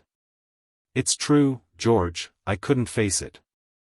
I said I'd get a bit of air and slipped out and down to the embankment, and there I took a boat to Richmond. Sunny day. I took a rowing boat when I got there and I rowed about on the river for a bit. A lot of chaps and girls there was on the bank laughed at my shirt sleeves and top hat. Desi they thought it was a pleasure trip. Fat lot of pleasure. I rowed round for a bit and came in. Then I came on here. Windsor way. And there they are in London doing what they like with me. I don't care. But, I said, looking down at him, perplexed. It's abscondin'. They'll have a warrant. I don't understand, I said. It's all up, George, all up and over. And I thought I'd live in that place, George, and die a lord. It's a great place, really, an imperial, if anyone has the sense to buy it and finish it. That terrace. I stood thinking him over. Look here. I said. What's that about, a warrant? Are you sure they'll get a warrant? I'm sorry, uncle, but what have you done? Haven't I told you? Yes, but they won't do very much to you for that. They'll only bring you up for the rest of your examination. He remained silent for a time. At last he spoke, speaking with difficulty. It's worse than that. I've done something. They're bound to get it out. Practically they have got it out. What? Writin' things down, I done something. For the first time in his life, I believe, he felt and looked ashamed. It filled me with remorse to see him suffer so. We've all done things, I said. It's part of the game the world makes us play. If they want to arrest you, and you've got no cards in your hand, they mustn't arrest you. No. That's partly why I went to Richmond. But I never thought. His little bloodshot eyes stared at Crest Hill. That chap Whittaker right, he said, he had his stuff ready. I haven't. Now you got it, George. That's the sort of hole I'm in. Chapter 4. That memory of my uncle at the gate is very clear and full. I am able to recall even the undertow of my thoughts while he was speaking. I remember my pity and affection for him in his misery growing and stirring within me, my realization that at any risk I must help him. But then comes indistinctness again. I was beginning to act. I know I persuaded him to put himself in my hands, and began at once to plan and do. I think that when we act most we remember least, that just in the measure that the impulse of our impressions translates itself into schemes and movements, it ceases to record itself in memories. I know I resolved to get him away at once, and to use the Lord Robert's beta in effecting that. It was clear he was soon to be a hunted man, and it seemed to me already unsafe for him to try the ordinary continental routes in his flight. I had to evolve some scheme, and evolve it rapidly, how we might drop most inconspicuously into the world across the water. My resolve to have one flight at least in my airship fitted with this like hand to glove. It seemed to me we might be able to cross over the water in the night, set our airship adrift, and turn up as pedestrian tourists in Normandy or Brittany, and so get away. That, at any rate, was my ruling idea. I sent off Cotthope with a dummy note to Woking, because I did not want to implicate him, and took my uncle to the pavilion. I went down to my aunt, and made a clean breast of the situation. She became admirably competent. We went into his dressing room and ruthlessly broke his locks. I got a pair of brown boots, a tweed suit and a cap of his, and indeed a plausible walking outfit, and a little game bag for his pedestrian gear.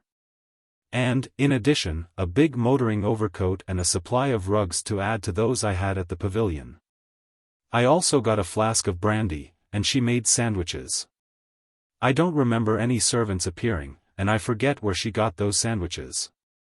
Meanwhile we talked.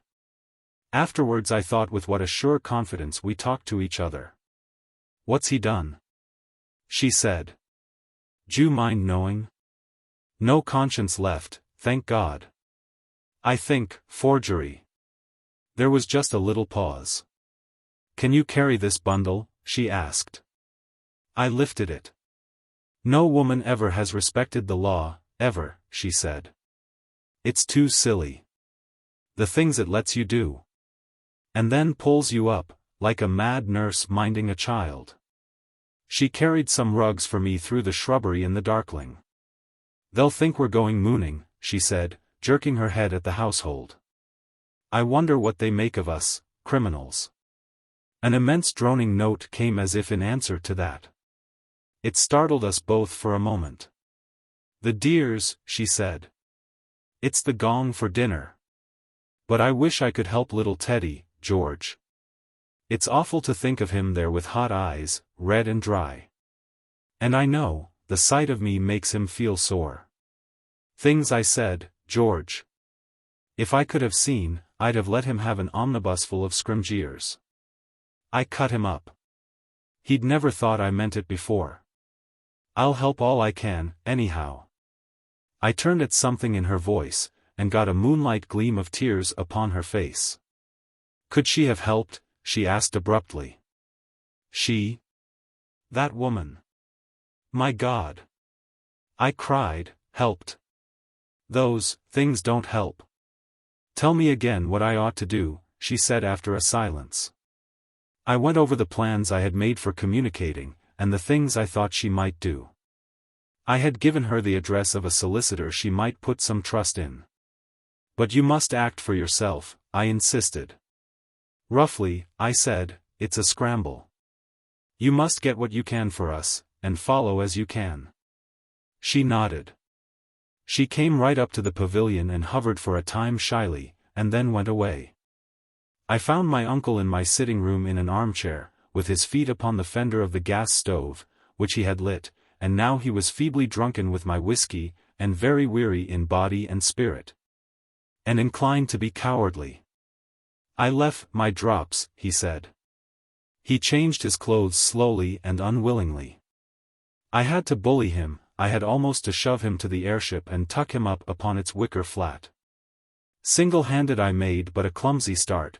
We scraped along the roof of the shed and bent a van of the propeller, and for a time I hung underneath without his offering a hand to help me to clamber up. If it hadn't been for a sort of anchoring trolley device of Cotthope's, a sort of slip anchor running on a rail, we should never have got clear at all. Chapter 5. The incidents of our flight in Lord Robert's beta do not arrange themselves in any consecutive order. To think of that adventure is like dipping haphazard into an album of views. One is reminded first of this and then of that.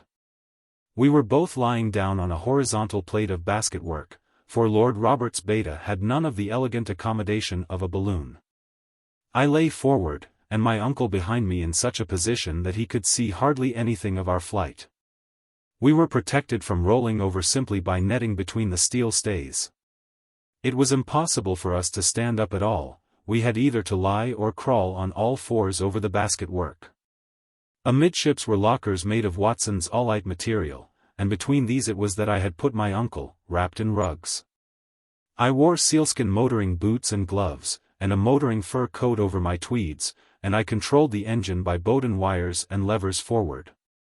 The early part of that night's experience was made up of warmth, of moonlit Surrey and Sussex landscape, and of a rapid and successful flight, ascending and swooping. And then ascending again southward. I could not watch the clouds because the airship overhung me.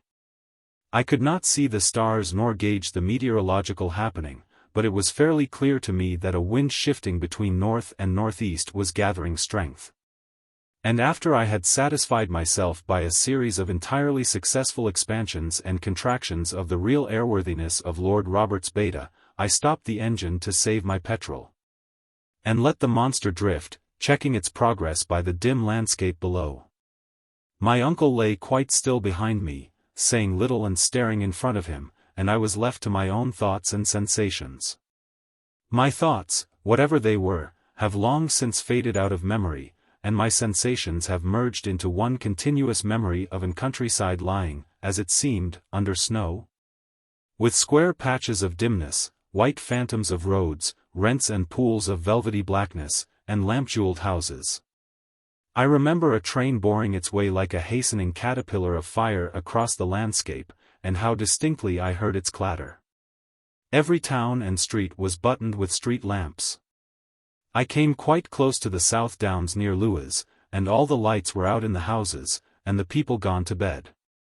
We left the land a little to the east of Brighton, and by that time Brighton was well abed, and the brightly lit seafront deserted. Then I let out the gas chamber to its fullest extent and rose. I like to be high above water. I do not clearly know what happened in the night. I think I must have dozed, and probably my uncle slept. I remember that once or twice I heard him talking in an eager, muffled voice to himself, or to an imaginary court. But there can be no doubt the wind changed right round into the east, and that we were carried far down the channel without any suspicion of the immense leeway we were making. I remember the kind of stupid perplexity with which I saw the dawn breaking over a grey waste of water, below, and realized that something was wrong. I was so stupid that it was only after the sunrise I really noticed the trend of the foam caps below, and perceived we were in a severe easterly gale.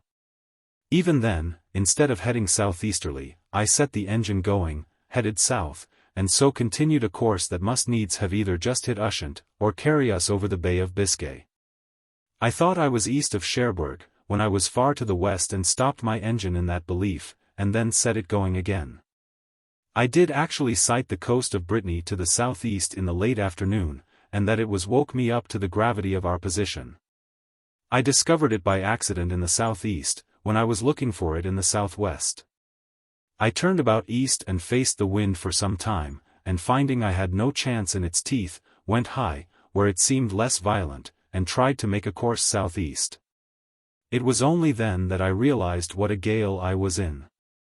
I had been going westward, and perhaps even in gusts north of west, at a pace of 50 or 60 miles an hour.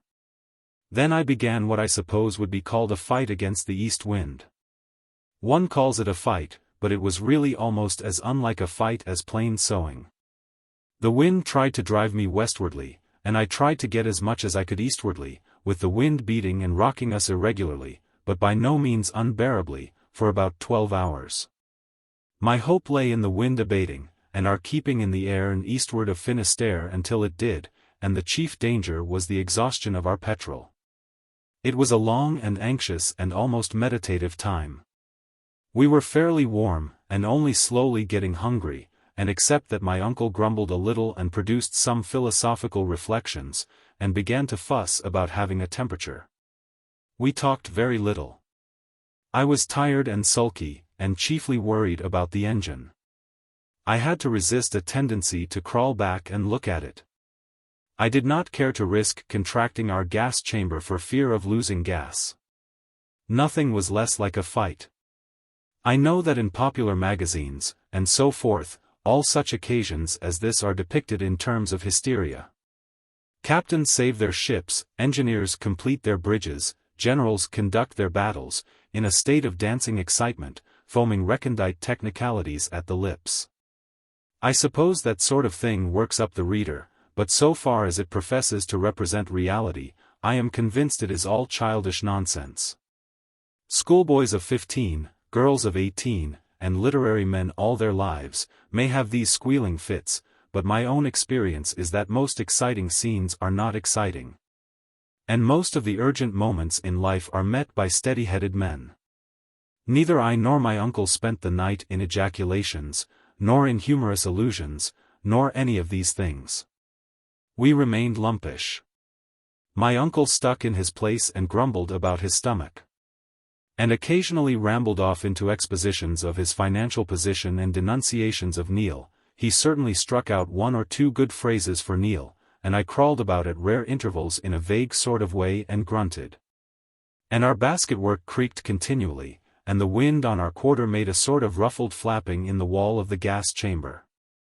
For all our wraps we got frightfully cold as the night wore on.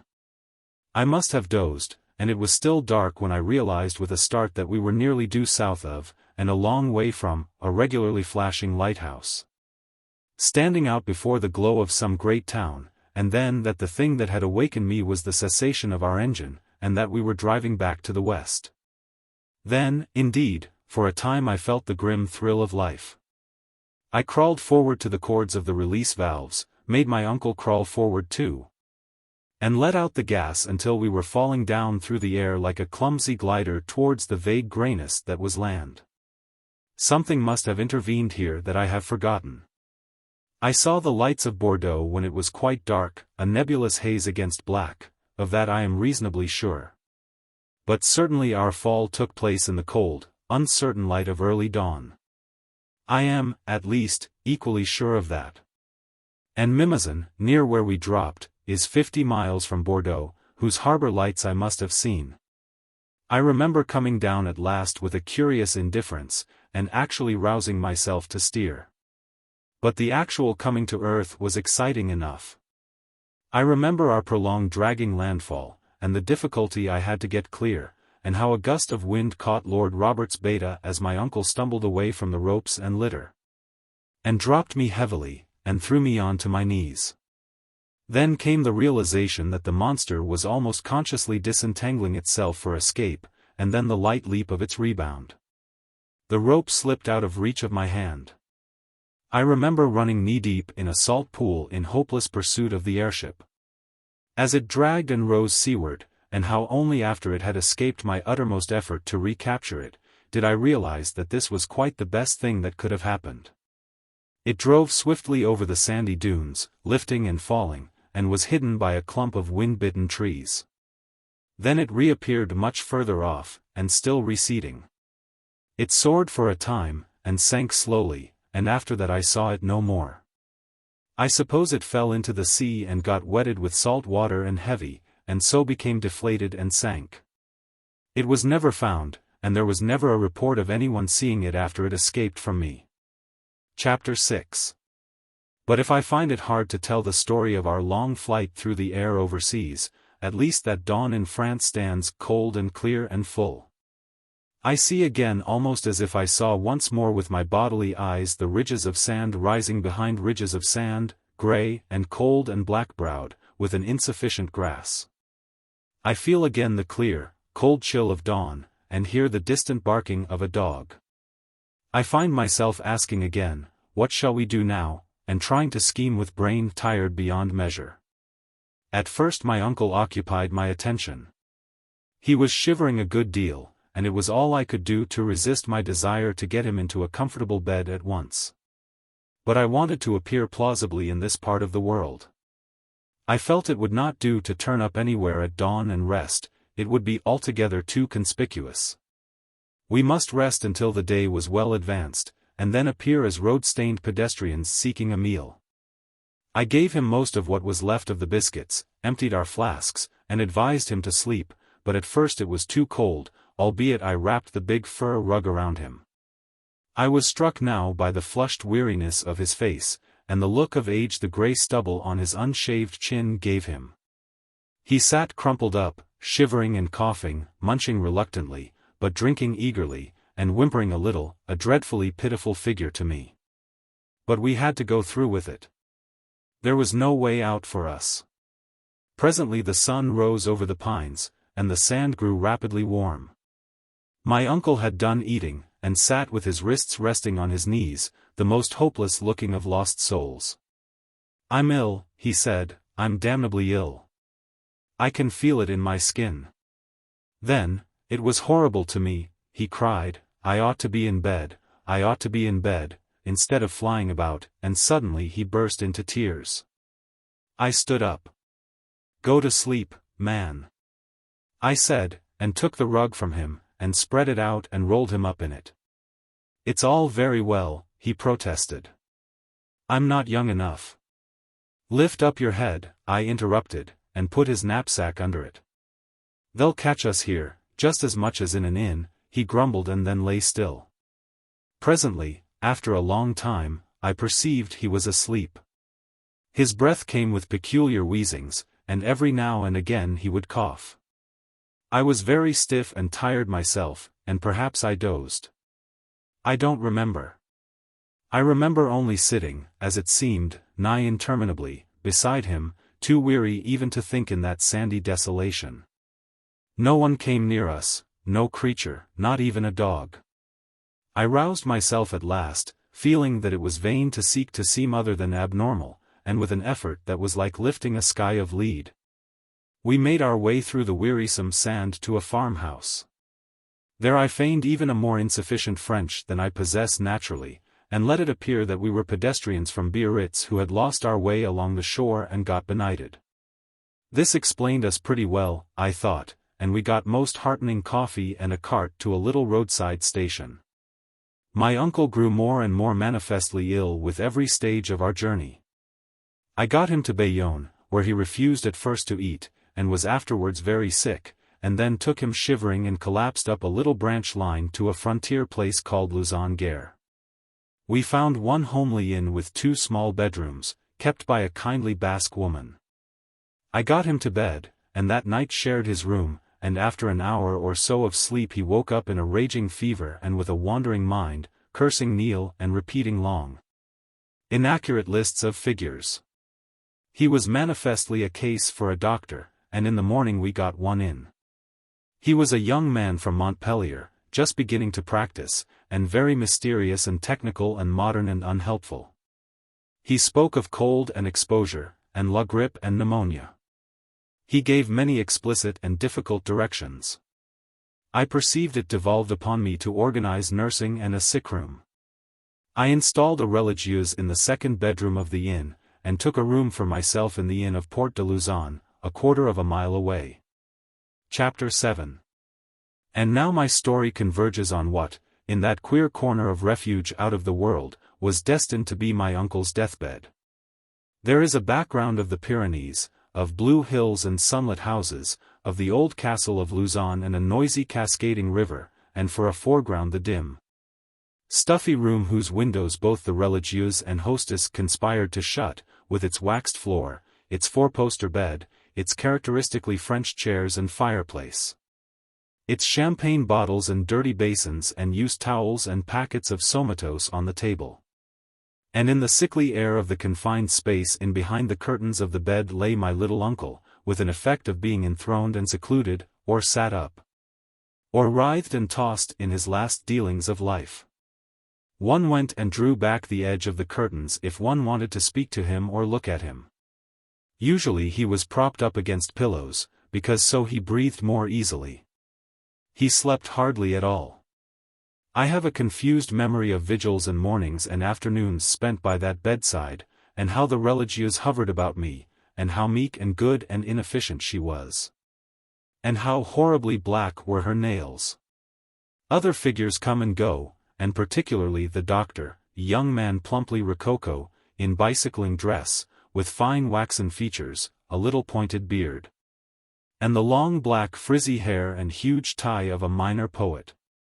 Bright and clear-cut and irrelevant are memories of the Basque hostess of my uncle's inn and of the family of Spanish people who entertained me and prepared the most amazingly elaborate meals for me, with soup and salad and chicken and remarkable sweets. They were all very kind and sympathetic people, systematically so. And constantly, without attracting attention, I was trying to get newspapers from home. My uncle is central to all these impressions.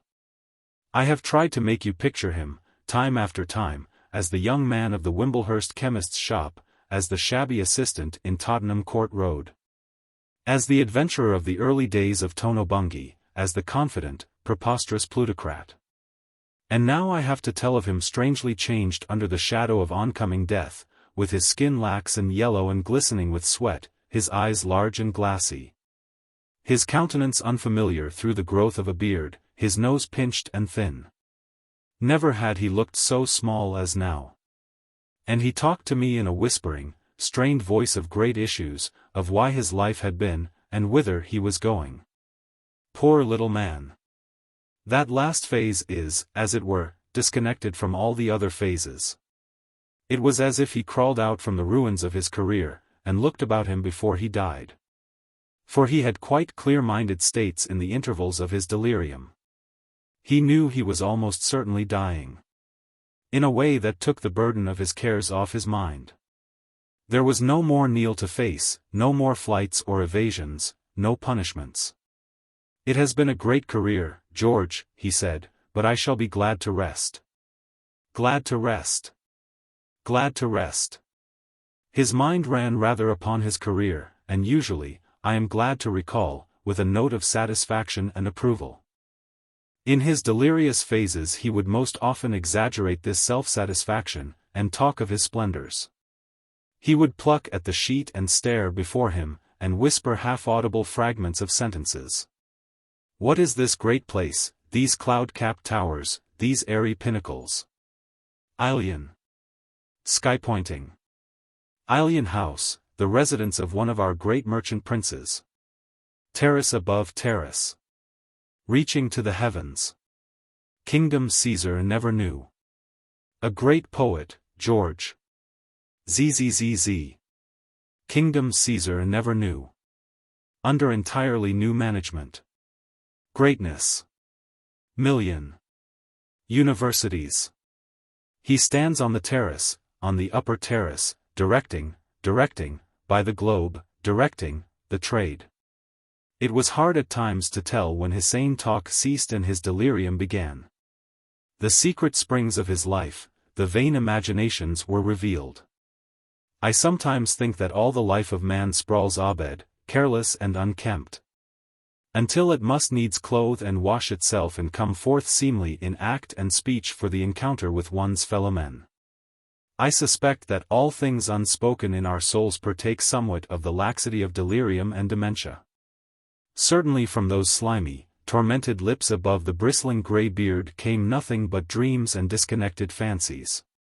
Sometimes he raved about Neil, threatened Neil. What has he got invested, he said. Does he think he can escape me? If I followed him up. Ruin. Ruin. One would think I had taken his money. And sometimes he reverted to our airship flight. It's too long, George, too long and too cold. I'm too old a man, too old, for this sort of thing. You know you're not saving, you're killing me. Towards the end it became evident our identity was discovered. I found the press, and especially Boom's section of it, had made a sort of hue and cry for us, sent special commissioners to hunt for us. And though none of these emissaries reached us until my uncle was dead, one felt the forewash of that storm of energy. The thing got into the popular French press. People became curious in their manner towards us, and a number of fresh faces appeared about the weak little struggle that went on in the closeness behind the curtains of the bed.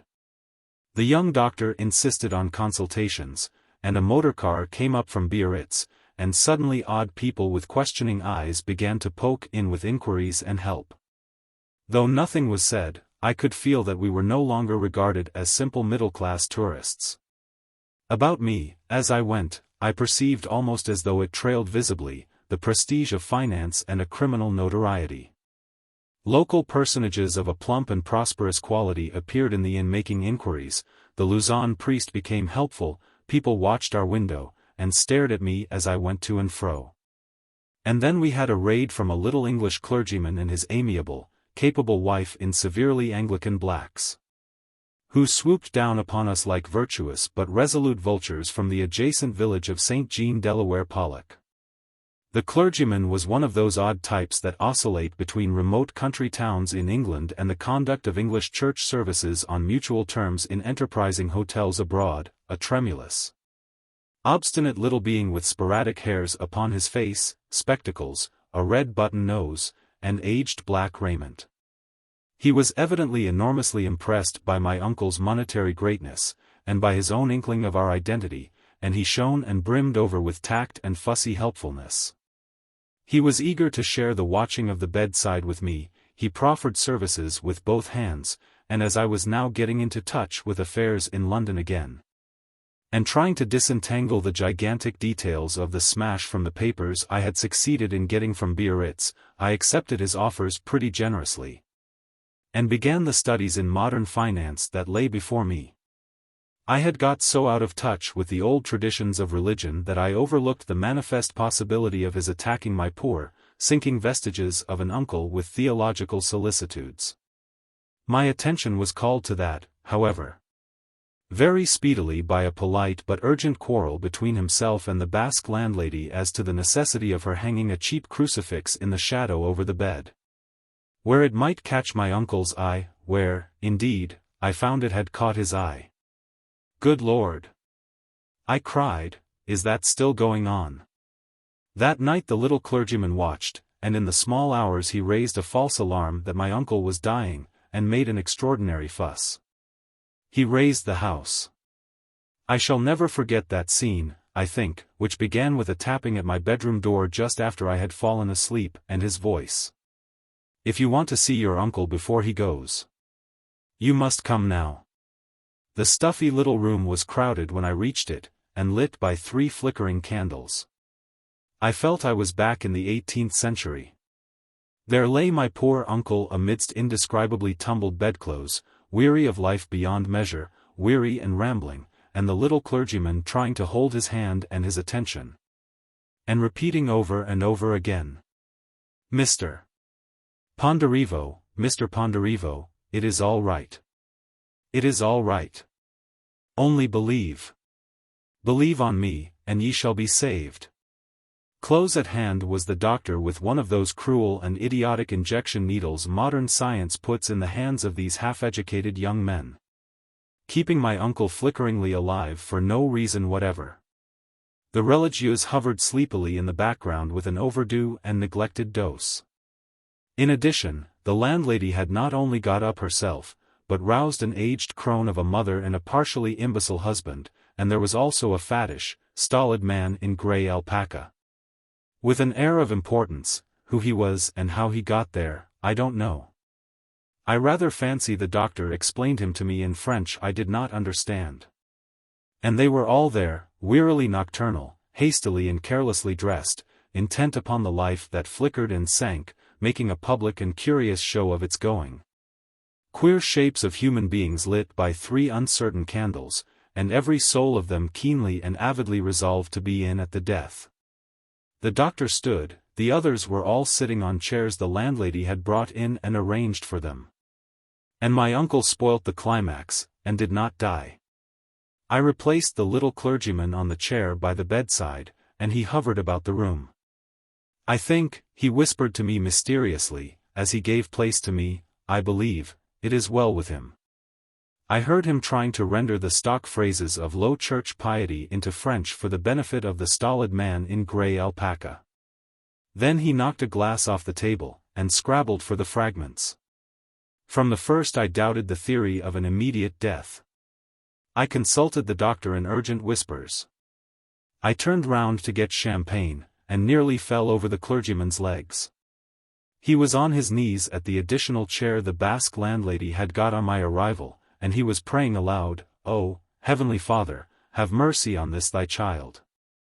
I hustled him up and out of the way, and in another minute he was down at another chair praying again, and barring the path of the religieuses, who had found me the corkscrew. Something put into my head that tremendous blasphemy of Carlyle's about the last mew of a drowning kitten. He found a third chair vacant presently. It was as if he was playing a game. Good heavens! I said, we must clear these people out, and with a certain urgency I did. I had a temporary lapse of memory, and forgot all my French. I drove them out mainly by gesture, and opened the window, to the universal horror. I intimated the death scene was postponed, and, as a matter of fact, my uncle did not die until the next night. I did not let the little clergyman come near him again, and I was watchful for any sign that his mind had been troubled. But he made none. He talked once about that parson chap. Didn't bother you? I asked. Wanted something, he said. I kept silence, listening keenly to his mutterings. I understood him to say, they wanted too much. His face puckered like a child's going to cry. You can't get a safe 6%, he said. I had for a moment a wild suspicion that those urgent talks had not been altogether spiritual, but that, I think, was a quite unworthy and unjust suspicion. The little clergyman was as simple and honest as the day. My uncle was simply generalizing about his class. But it may have been these talks that set loose some long dormant string of ideas in my uncle's brain, ideas the things of this world had long suppressed and hidden altogether. Near the end he suddenly became clear-minded and lucid, albeit very weak, and his voice was little, but clear. "George," he said. "I'm here," I said, "close beside you." "George. You have always been responsible for the science." "George. You know better than I do." Is it proved?" "What proved?" "Either way?" "I don't understand." "Death ends all. After so much, such splendid beginnings. Somewhere. Something." I stared at him amazed. His sunken eyes were very grave. "What do you expect?" I said in wonder. He would not answer. "Aspirations," he whispered. He fell into a broken monologue, regardless of me. "Trailing clouds of glory," he said, and "first-rate poet, first-rate." George was always hard. Always. For a long time there was silence. Then he made a gesture that he wished to speak. "Seems to me, George." I bent my head down, and he tried to lift his hand to my shoulder. I raised him a little on his pillows, and listened. "It seems to me, George, always, there must be something in me that won't die." He looked at me as though the decision rested with me. "I think," he said, "something." Then, for a moment, his mind wandered. "Just a little link," he whispered almost pleadingly, and lay quite still, but presently he was uneasy again. "Some other world."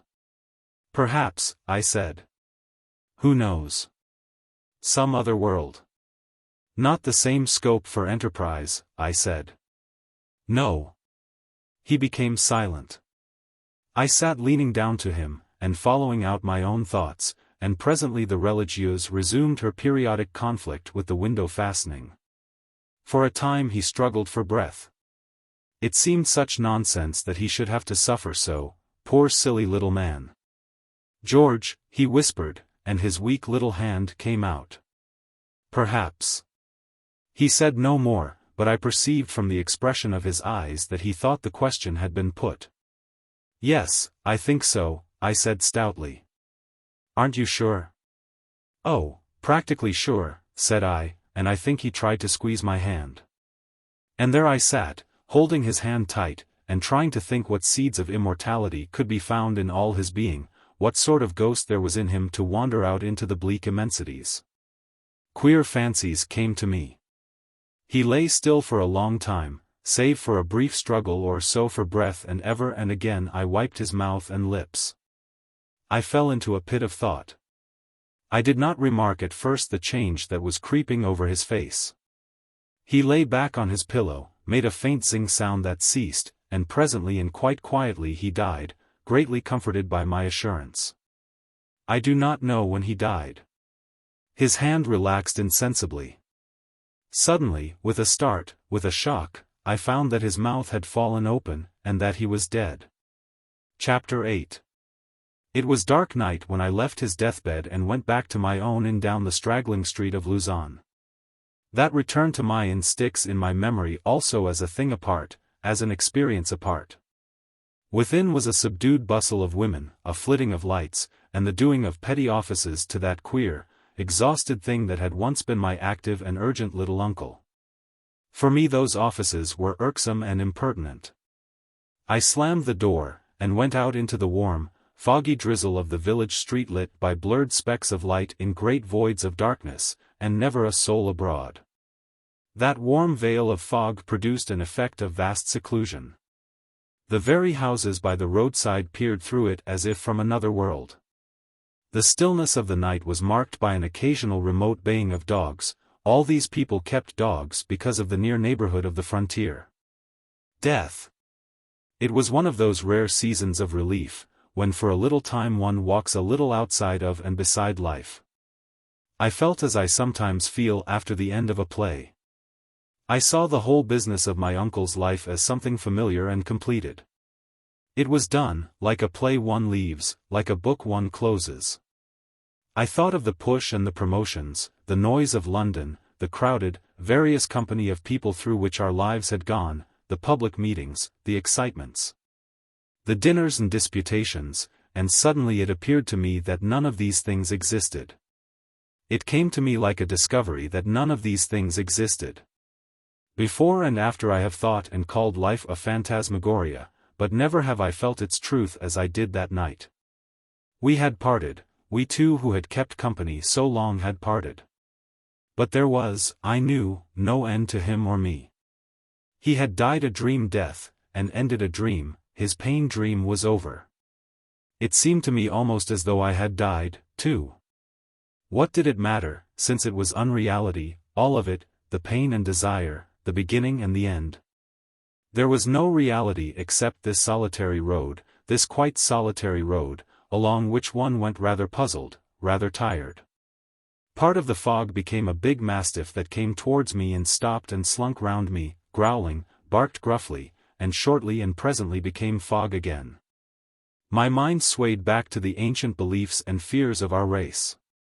My doubts and disbeliefs slipped from me like a loosely fitting garment. I wondered quite simply what dogs bayed about the path of that other walker in the darkness, what shapes, what lights, it might be, loomed about him as he went his way from our last encounter on earth, along the paths that are real, and the way that endures forever. Chapter 9.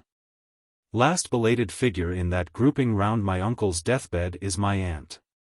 When it was beyond all hope that my uncle could live, I threw aside whatever concealment remained to us and telegraphed directly to her. But she came too late to see him living. She saw him calm and still, strangely unlike his habitual garrulous animation, an unfamiliar inflexibility. "It isn't like him," she whispered, awed by this alien dignity. I remember her chiefly as she talked and wept upon the bridge below the old castle. We had got rid of some amateurish reporters from Biarritz, and had walked together in the hot morning sunshine down through Port Luzon. There, for a time, we stood leaning on the parapet of the bridge and surveying the distant peaks, the rich blue masses of the Pyrenees. For a long time we said nothing, and then she began talking. "Life's a rum go, George," she began. "Who would have thought, when I used to darn your stockings at old Wimblehurst, that this would be the end of the story? It seems far away now, that little shop, his and my first home. The glow of the bottles, the big colored bottles. Do you remember how the light shone on the mahogany drawers? The little gilt letters. O.L. Amjig, and Snap. I can remember it all, bright and shining, like a Dutch picture. Real. And yesterday. And here we are in a dream. You a man, and me an old woman, George. And poor little Teddy, who used to rush about and talk, making that noise he did, oh. She choked, and the tears flowed unrestrained. She wept, and I was glad to see her weeping. She stood leaning over the bridge, her tear-wet handkerchief gripped in her clenched hand. Just an hour in the old shop again, and him talking. Before things got done. Before they got hold of him. And fooled him. Men oughtn't to be so tempted with business and things. They didn't hurt him, George? She asked suddenly. For a moment I was puzzled. Here, I mean, she said. No, I lied stoutly, suppressing the memory of that foolish injection needle I had caught the young doctor using. I wonder, George, if they'll let him talk in heaven. She faced me. Oh. George, dear, my heart aches, and I don't know what I say and do. Give me your arm to lean on, it's good to have you, dear, and lean upon you. Yes, I know you care for me. That's why I'm talking. We've always loved one another, and never said anything about it, and you understand, and I understand. But my heart's torn to pieces by this, torn to rags, and things drop out I've kept in it. It's true he wasn't a husband much for me at the last. But he was my child, George, he was my child and all my children, my silly child, and life has knocked him about for me, and I've never had a say in the matter, never a say. It's puffed him up and smashed him, like an old bag, under my eyes. I was clever enough to see it, and not clever enough to prevent it, and all I could do was to jeer. I've had to make what I could of it. Like most people. Like most of us. But it wasn't fair, George. It wasn't fair. Life and death, great serious things, why couldn't they leave him alone, and his lies and ways? If we could see the lightness of it. Why couldn't they leave him alone? She repeated in a whisper as we went towards the inn. Chapter 2. Love Among the Wreckage. Chapter 1. When I came back I found that my share in the escape and death of my uncle had made me for a time a notorious and even popular character. For 2 weeks I was kept in London, facing the music, as he would have said, and making things easy for my aunt, and I still marvel at the consideration with which the world treated me. For now it was open and manifest that I and my uncle were no more than specimens of a modern species of brigand, wasting the savings of the public out of the sheer wantonness of enterprise. I think that in a way, his death produced a reaction in my favor and my flight, of which some particulars now appeared stuck in the popular imagination. It seemed a more daring and difficult feat than it was, and I couldn't very well write to the papers to sustain my private estimate. There can be little doubt that men infinitely prefer the appearance of dash and enterprise to simple honesty.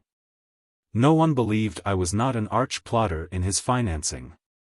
Yet they favored me. I even got permission from the trustee to occupy my chalet for a fortnight while I cleared up the mass of papers, calculations, notes of work, drawings, and the like. That I left in disorder when I started on that impulsive raid upon the Mordet Quap Heaps. I was there alone. I got work for Cot-Hope with the Ilchesters, for whom I now build these destroyers. They wanted him at once, and he was short of money, so I let him go and managed very philosophically by myself. But I found it hard to fix my attention on aeronautics. I had been away from the work for a full half-year and more, a half-year crowded with intense disconcerting things. For a time my brain refused these fine problems of balance and adjustment altogether. It wanted to think about my uncle's dropping jaw, my aunt's reluctant tears, about dead Negroes and pestilential swamps, about the evident realities of cruelty and pain, about life and death. Moreover, it was weary with the frightful pile of figures and documents at the Hardingham, a task to which this raid to Lady Grove was simply an interlude. And there was Beatrice. On the second morning, as I sat out upon the veranda recalling memories and striving in vain to attend to some too succinct pencil notes of Cot-Hope's, Beatrice rode up suddenly from behind the pavilion, and pulled rein and became still. Beatrice, a little flushed from riding and sitting on a big black horse. I did not instantly rise. I stared at her. You. I said. She looked at me steadily. Me, she said. I did not trouble about any civilities. I stood up and asked point-blank a question that came into my head. Whose horse is that? I said. She looked me in the eyes. Carnaby's, she answered. How did you get here, this way? The wall's down. Down? Already? A great bit of it between the plantations. And you rode through, and got here by chance? I saw you yesterday. And I rode over to see you. I had now come close to her, and stood looking up into her face. I'm a mere vestige, I said. She made no answer, but remained regarding me steadfastly with a curious air of proprietorship. You know I'm the living survivor now of the great smash. I'm rolling and dropping down through all the scaffolding of the social system. It's all a chance whether I roll out free at the bottom, or go down a crack into the darkness out of sight for a year or two. The sun, she remarked irrelevantly, has burnt you. I'm getting down. She swung herself down into my arms, and stood beside me face to face. Where's Cotthope? She asked. Gone. Her eyes flitted to the pavilion and back to me. We stood close together, extraordinarily intimate, and extraordinarily apart.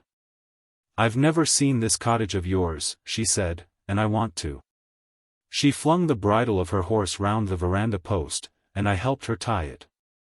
Did you get what you went for to Africa? She asked. No, I said, I lost my ship. And that lost everything? Everything. She walked before me into the living room of the chalet, and I saw that she gripped her riding whip very tightly in her hand. She looked about her for a moment, and then at me. It's comfortable, she remarked.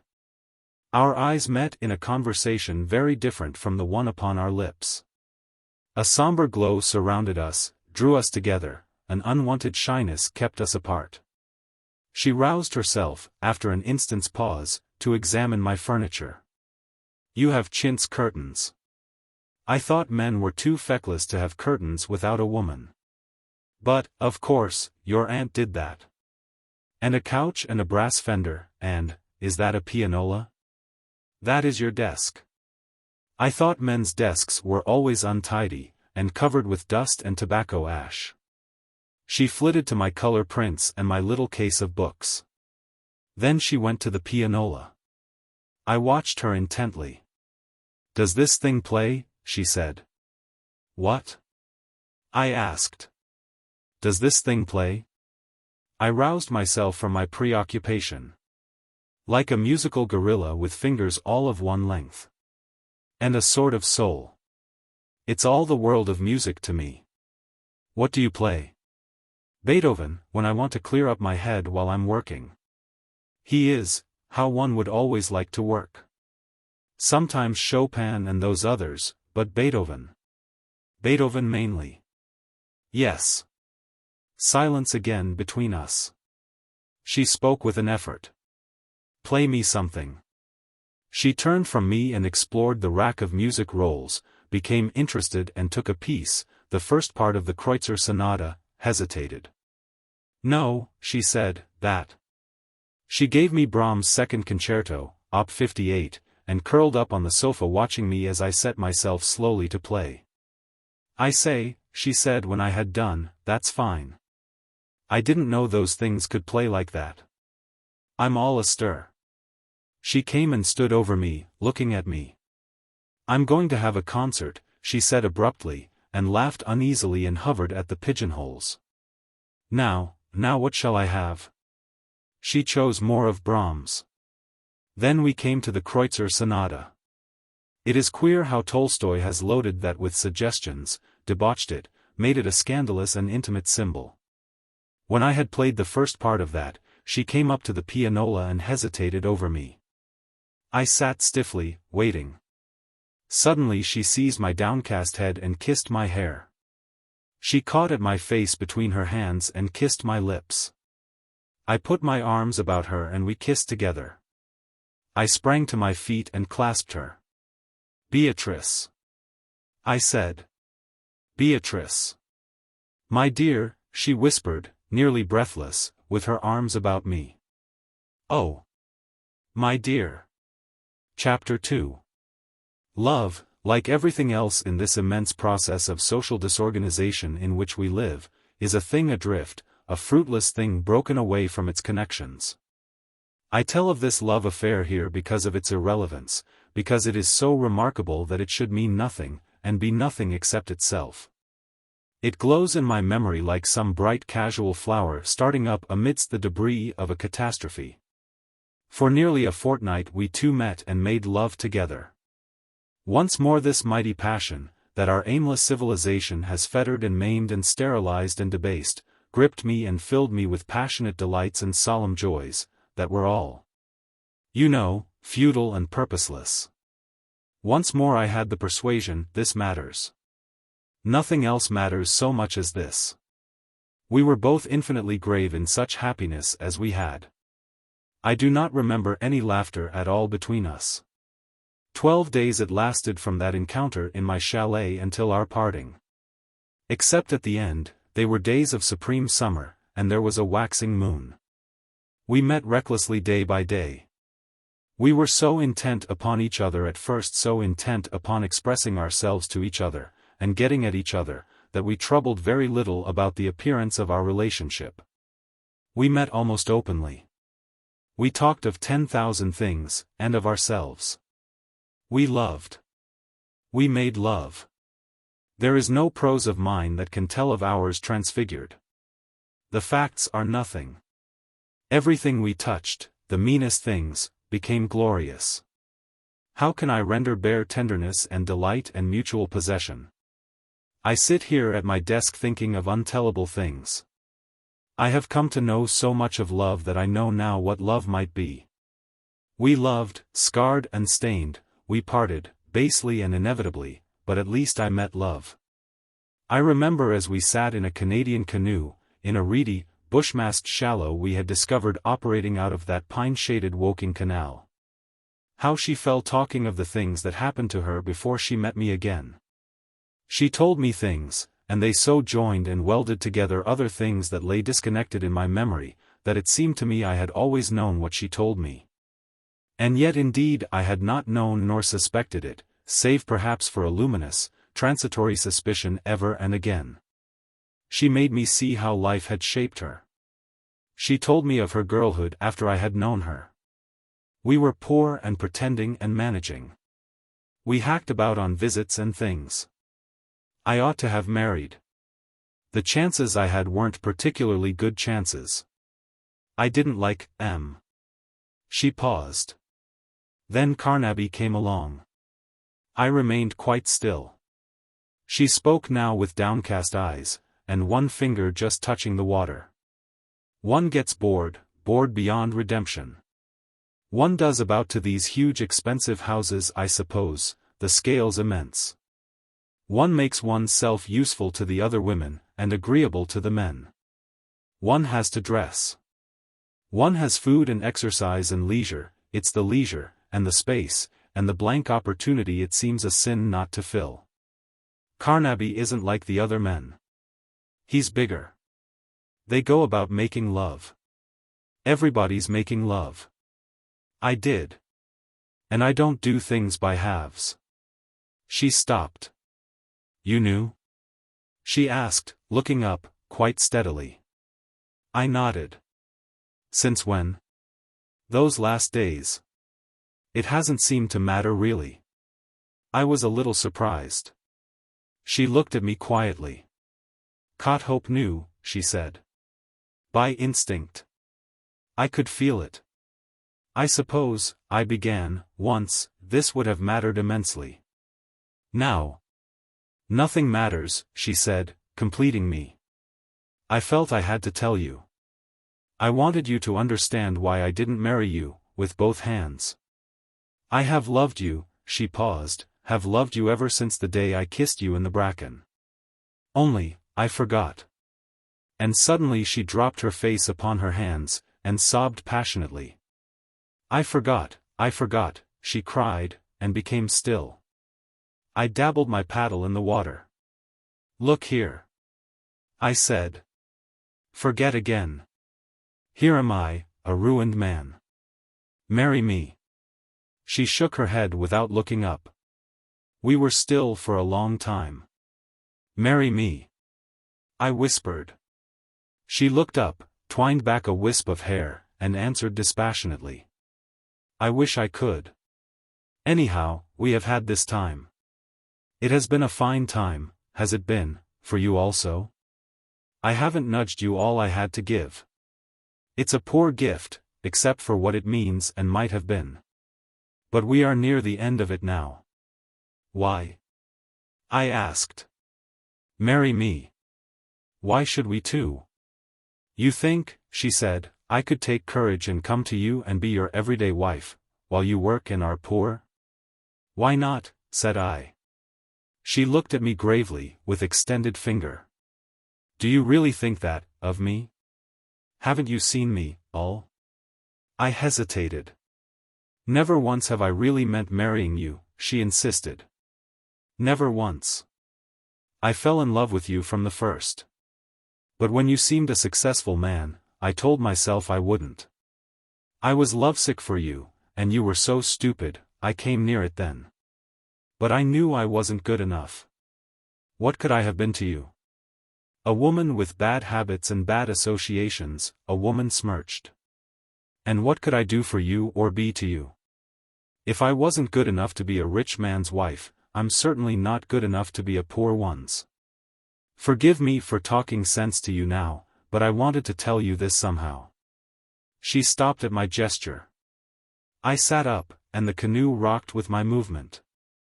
I don't care, I said. I want to marry you and make you my wife. No, she said, don't spoil things. That is impossible. Impossible. Think. I can't do my own hair. Do you mean you will get me a maid? Good God. I cried, disconcerted beyond measure, won't you learn to do your own hair for me? Do you mean to say you can love a man? She flung out her hands at me. Don't spoil it, she cried. I have given you all I have given you all I can. If I could do it, if I was good enough to do it, I would. But I am a woman spoilt and ruined, dear, and you are a ruined man. When we are making love we're lovers, but think of the gulf between us in habits and ways of thought, in will and training, when we are not making love. Think of it, and don't think of it. Don't think of it yet. We have snatched some hours. We still may have some hours. She suddenly knelt forward toward me, with a glowing darkness in her eyes. Who cares if it upsets, she cried. If you say another word I will kiss you. And go to the bottom clutching you. I'm not afraid of that. I'm not a bit afraid of that. I'll die with you. Choose a death, and I'll die with you, readily. Do listen to me. I love you. I shall always love you. It's because I love you that I won't go down to become a dirty familiar thing with you amidst the grime. I've given all I can. I've had all I can. Tell me, and she crept nearer, have I been like the dusk to you, like the warm dusk? Is there magic still? Listen to the ripple of water from your paddle. Look at the warm evening light in the sky. Who cares if the canoe upsets? Come nearer to me. Oh, my love. Come near. So. She drew me to her and our lips met. Chapter 3. I asked her to marry me once again.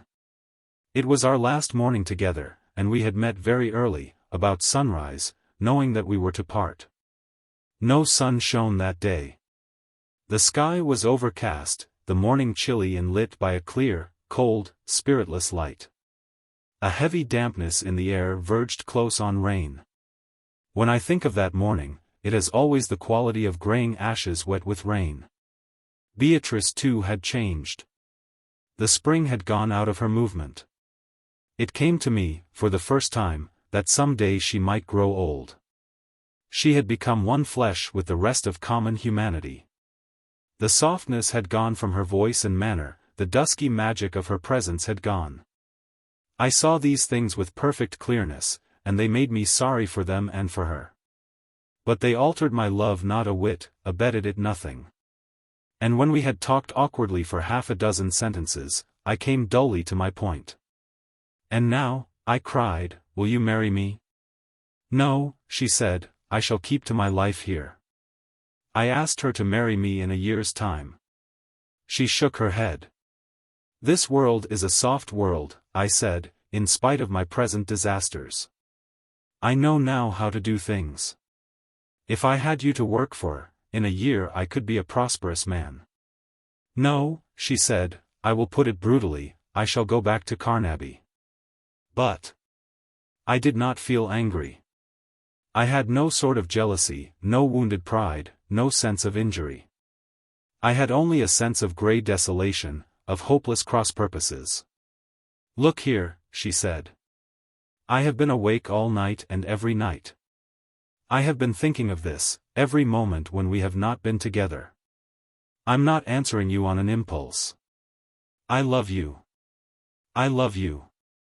I'll say that over 10,000 times. But here we are. The rest of life together," I said. "It wouldn't be together.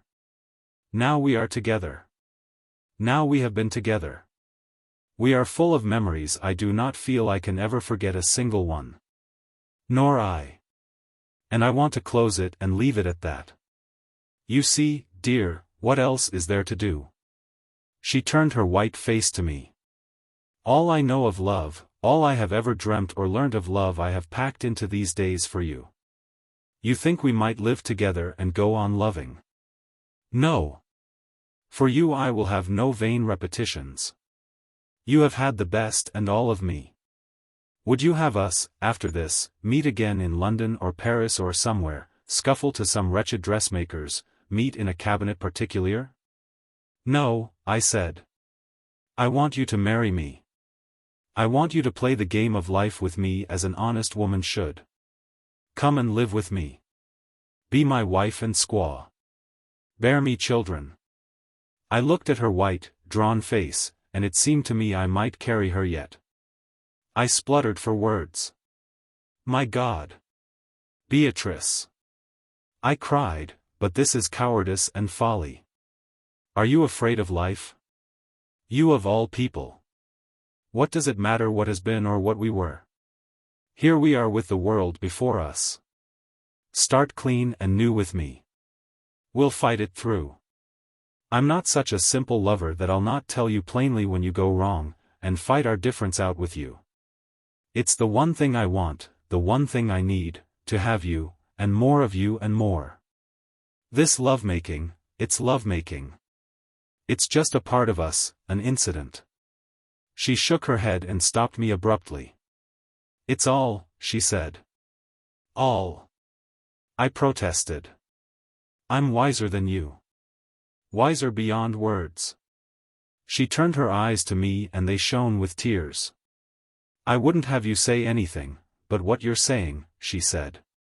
"But it's nonsense, dear. You know it's nonsense as you say it." I tried to keep up the heroic note, but she would not listen to it. "It's no good," she cried almost petulantly. "This little world has made us what we are. Don't you see what I am? I can make love. I can make love and be loved, prettily. Dear, don't blame me. I have given you all I have. If I had anything more, I have gone through it all over and over again, thought it out. This morning my head aches, my eyes ache. The light has gone out of me and I am a sick and tired woman. But I'm talking wisdom, bitter wisdom. I couldn't be any sort of helper to you, any sort of wife, any sort of mother. I'm spoilt. I'm spoilt by this rich idle way of living, until every habit is wrong, every taste wrong. The world is wrong. People can be ruined by wealth just as much as by poverty. Do you think I wouldn't face life with you if I could? if I wasn't absolutely certain I should be down and dragging in the first half-mile of the journey? Here I am, damned. Damned. But I won't damn you. You know what I am. You know. You are too clear and simple not to know the truth. You try to romance and hector, but you know the truth. I am a little cad, sold and done. My dear, you think I've been misbehaving, but all these days I've been on my best behavior. You don't understand, because you're a man. A woman, when she's spoilt, is spoilt. She's dirty in grain. She's done. She walked on weeping. You're a fool to want me, she said. You're a fool to want me, for my sake just as much as yours. We've done all we can. It's just romancing. She dashed the tears from her eyes and turned upon me. Don't you understand? She challenged. Don't you know? We faced one another in silence for a moment. Yes, I said, I know. For a long time we spoke never a word, but walked on together, slowly and sorrowfully, reluctant to turn about towards our parting. When at last we did, she broke silence again. I've had you, she said. Heaven and hell, I said, can't alter that. I've wanted, she went on. I've talked to you in the nights and made up speeches. Now when I want to make them I'm tongue-tied. But to me it's just as if the moments we have had lasted forever. Moods and states come and go. Today my light is out. To this day I cannot determine whether she said or whether I imagined she said, chloral. Perhaps a half-conscious diagnosis flashed it on my brain.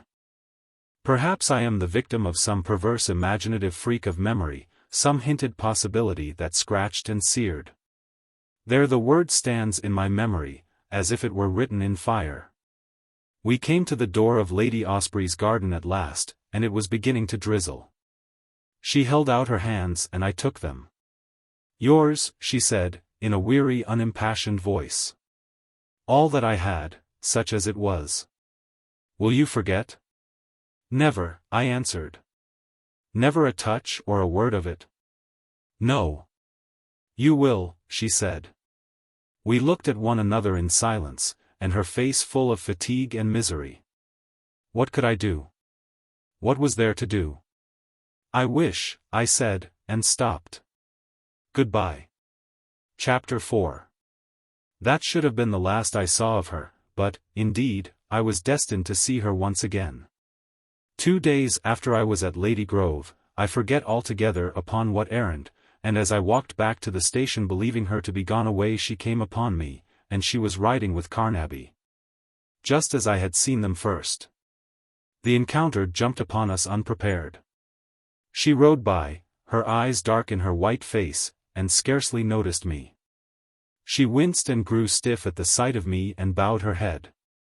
But Carnaby, because he thought I was a broken and discomfited man, saluted me with an easy friendliness, and shouted some genial commonplace to me. They passed out of sight and left me by the roadside. And then, indeed, I tasted the ultimate bitterness of life. For the first time I felt utter futility, and was wrung by emotion that begot no action, by shame and pity beyond words. I had parted from her dully and I had seen my uncle break and die with dry eyes and a steady mind, but this chance sight of my lost Beatrice brought me to tears. My face was wrung, and tears came pouring down my cheeks.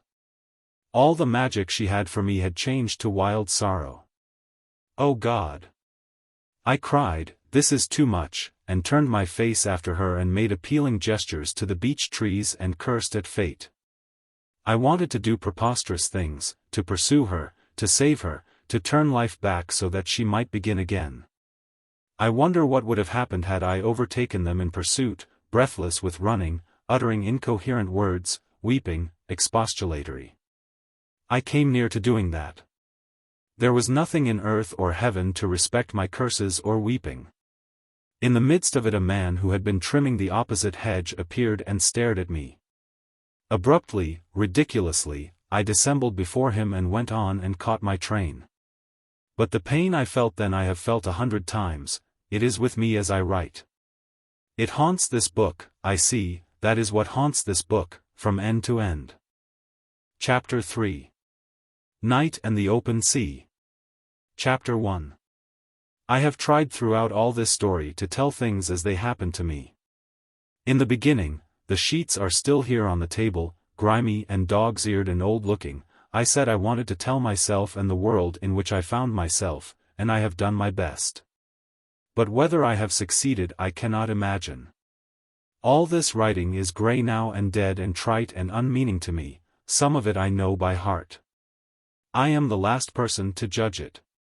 As I turn over the big pile of manuscript before me, certain things become clearer to me, and particularly the immense inconsequences of my experiences. It is, I see now that I have it all before me, a story of activity and urgency and sterility. I have called it Tono-Bungay, but I had far better have called it waste. I have told of childless Marion, of my childless aunt, of Beatrice wasted and wasteful and futile. What hope is there for a people whose women become fruitless? I think of all the energy I have given to vain things. I think of my industrious scheming with my uncle, of Crest Hill's vast cessation, of his resonant strenuous career. 10,000 men have envied him and wished to live as he lived. It is all one spectacle of forces running to waste, of people who use and do not replace, the story of a country hectic with a wasting aimless fever of trade and money-making and pleasure-seeking. And now I build destroyers.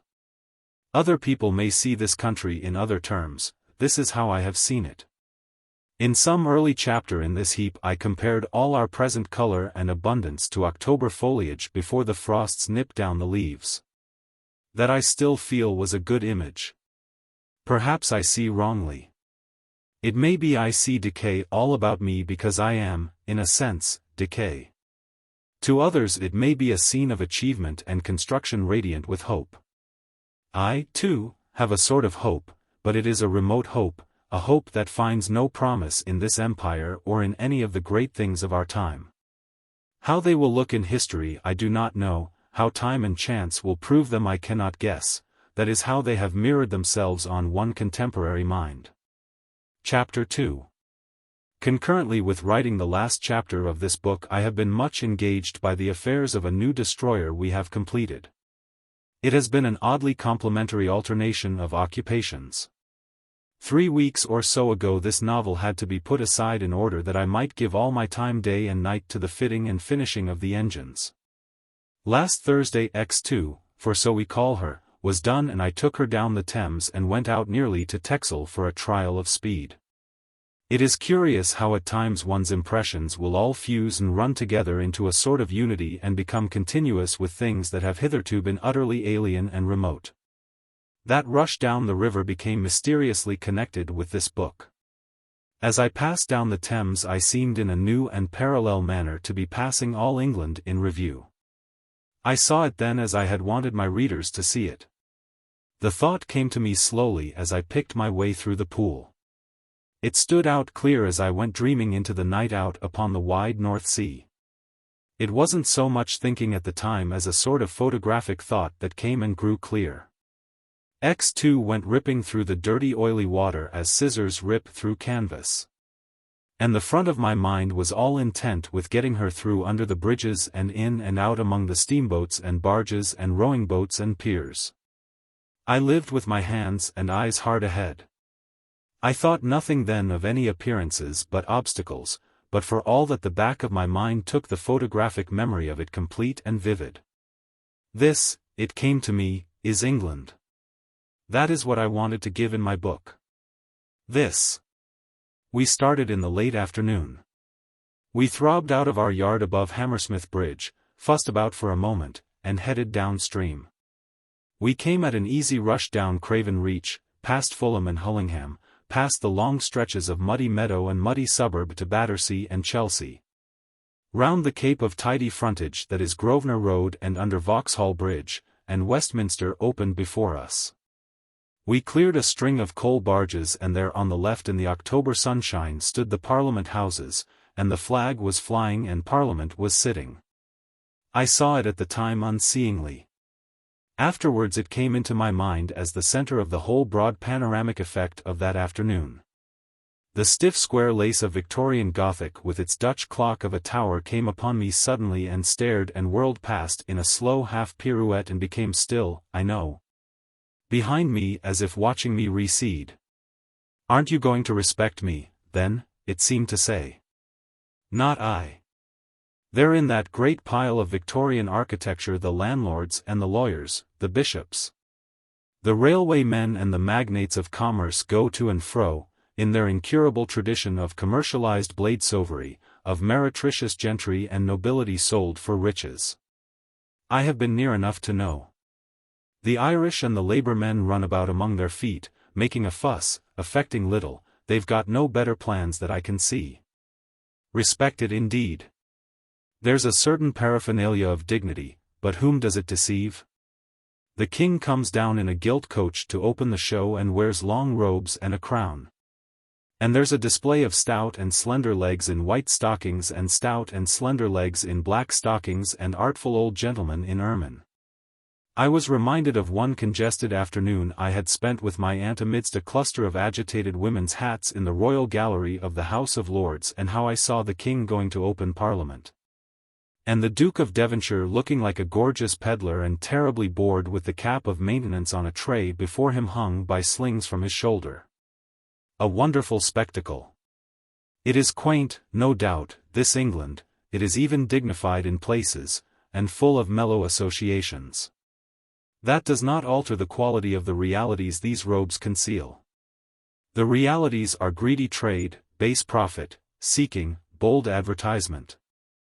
And kingship and chivalry, spite of this wearing of treasured robes, are as dead among it all as that crusader my uncle championed against the nettles outside the Duffield Church. I have thought much of that bright afternoon's panorama. To run down the Thames so is to run one's hand over the pages in the Book of England from end to end. One begins in Craven Reach and it is as if one were in the heart of Old England.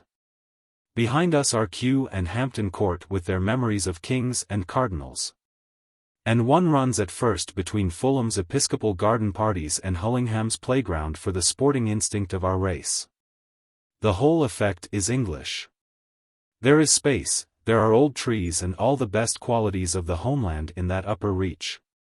Putney, too, looks Anglican on a dwindling scale. And then for a stretch the newer developments slop over, one misses Bladesover and there come first squalid stretches of mean homes right and left and then the dingy industrialism of the south side. And on the north bank the polite long front of nice houses, artistic, literary, administrative people's residences. That stretches from Cheyne Walk nearly to Westminster and hides a wilderness of slums.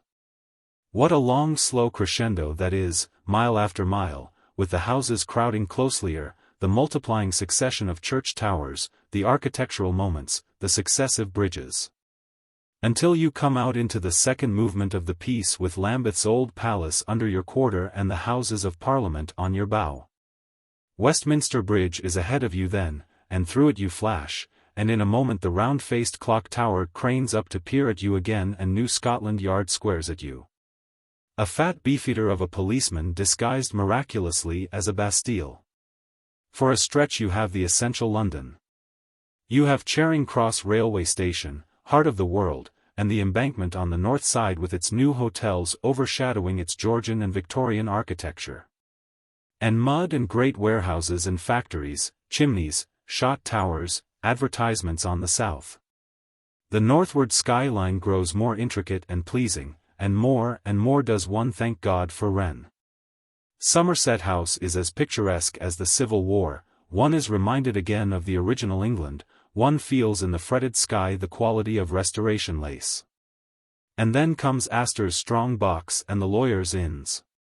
I had a passing memory of myself there, how once I had trudged along the Embankment westward, weighing my uncle's offer of £300 a year. Through that central essential London reach I drove. And X2 bored her nose under the foam regardless of it all like a black hound going through reeds, on what trail even I who made her cannot tell. And in this reach, too, one first meets the seagulls and is reminded of the sea. Blackfriars one takes, just under these two bridges and just between them is the finest bridge moment in the world, and behold, soaring up, hanging in the sky over a rude tumult of warehouses. Over a jostling competition of traders, irrelevantly beautiful and altogether remote, St. Paul's. Of course, one says, St. Paul's. It is the very figure of whatever fineness the old Anglican culture achieved, detached, a more dignified and chastened St. Peter's, colder, grayer, but still ornate. It has never been overthrown, never disavowed, only the tall warehouses and all the roar of traffic have forgotten it, everyone has forgotten it. The steamships, the barges, go heedlessly by regardless of it, intricacies of telephone wires and poles cut blackly into its thin mysteries, and presently, when in a moment the traffic permits you and you look round for it, it has dissolved like a cloud into the grey blues of the London sky. And then the traditional and ostensible England falls from you altogether. The third movement begins, the last great movement in the London Symphony, in which the trim scheme of the old order is altogether dwarfed and swallowed up. Comes London Bridge, and the great warehouses tower up about you, waving stupendous cranes, the gulls circle and scream in your ears, large ships lie among their lighters. And one is in the port of the world. Again and again in this book I have written of England as a feudal scheme overtaken by fatty degeneration and stupendous accidents of hypertrophy. For the last time I must strike that note as the memory of the dear neat little sunlit ancient Tower of London lying away in a gap among the warehouses comes back to me. That little accumulation of buildings so provincially pleasant and dignified, overshadowed by the vulgarest, most typical exploit of modern England. The sham Gothic casings to the ironwork of the Tower Bridge. That Tower Bridge is the very balance and conformation of Westminster's dull pinnacles and tower. That sham Gothic bridge, in the very gates of our mother of change, the sea. But after that one is in a world of accident and nature. For the third part of the panorama of London is beyond all law, order, and precedence, it is the seaport and the sea. One goes down the widening reaches through a monstrous variety of shipping, great steamers, great sailing ships, trailing the flags of all the world, a monstrous confusion of lighters. Witches' conferences of brown-sailed barges, wallowing tugs, a tumultuous crowding and jostling of cranes and spars, and wharves and stores, and assertive inscriptions.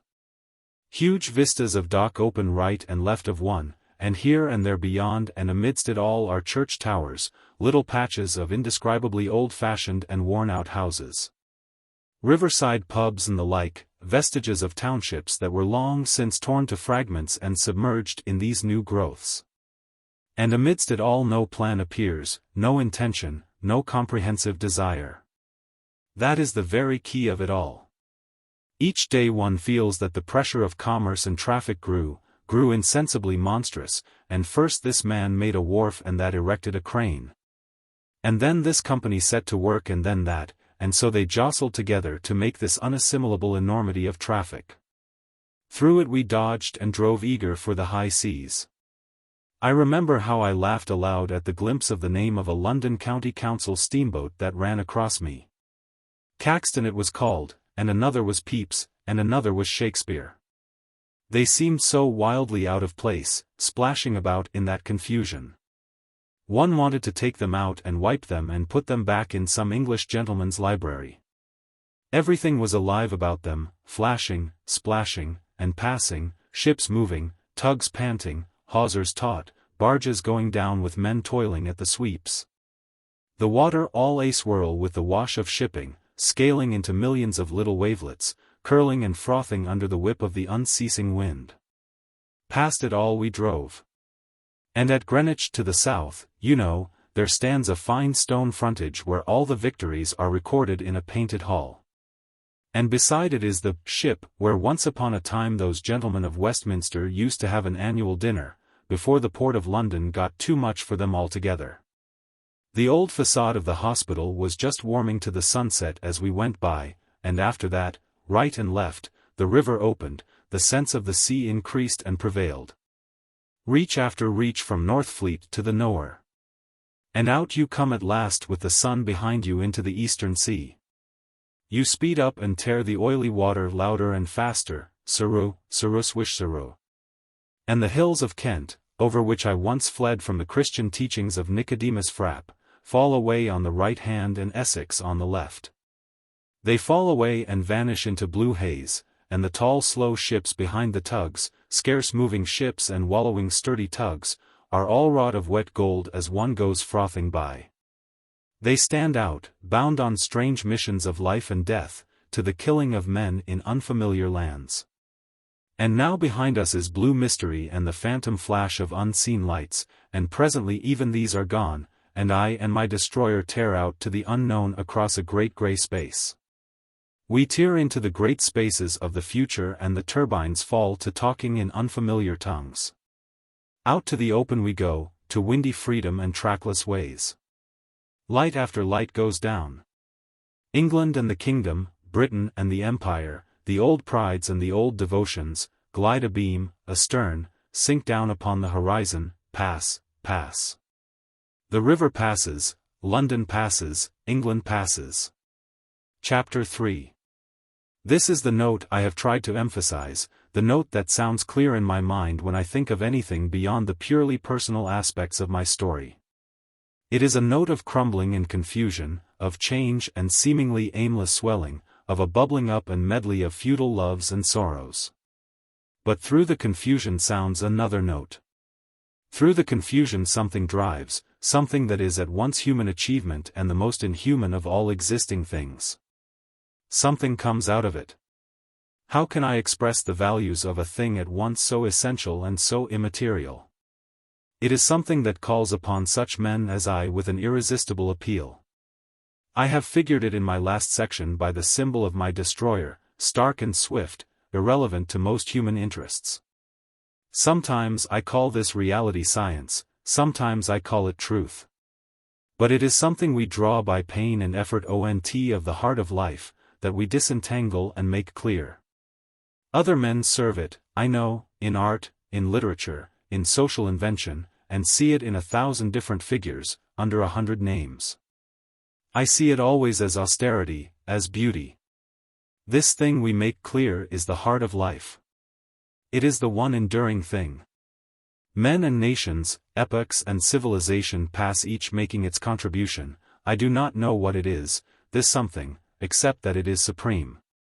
It is, a something, a quality, an element, one may find now in colors, now in norms, now in sounds, now in thoughts. It emerges from life with each year one lives and feels, and generation by generation and age by age, but the how and why of it are all beyond the compass of my mind. Yet the full sense of it was with me all that night as I drove, lonely above the rush and murmur of my engines, out upon the weltering circle of the sea. Far out to the northeast there came the flicker of a squadron of warships waving white swords of light about the sky. I kept them hull down, and presently they were mere summer lightning over the watery edge of the globe. I fell into thought that was nearly formless, into doubts and dreams that have no words, and it seemed good to me to drive ahead and on and or through the windy starlight. Over the long black waves. Chapter 4. It was morning and day before I returned with the 4 sick and starving journalists who had got permission to come with me, up the shining river, and past the old grey tower. I recall the back views of those journalists very distinctly, going with a certain damp weariness of movement, along a side street away from the river. They were good men and bore me no malice, and they served me up to the public in turgid degenerate Kiplingese, as a modest button on the complacent stomach of the empire. Though as a matter of fact, X2 isn't intended for the empire, or indeed for the hands of any European power. We offered it to our own people first, but they would have nothing to do with me, and I have long since ceased to trouble much about such questions. I have come to see myself from the outside, my country from the outside, without illusions. We make and pass. We are all things that make and pass, striving upon a hidden mission, out to the open sea.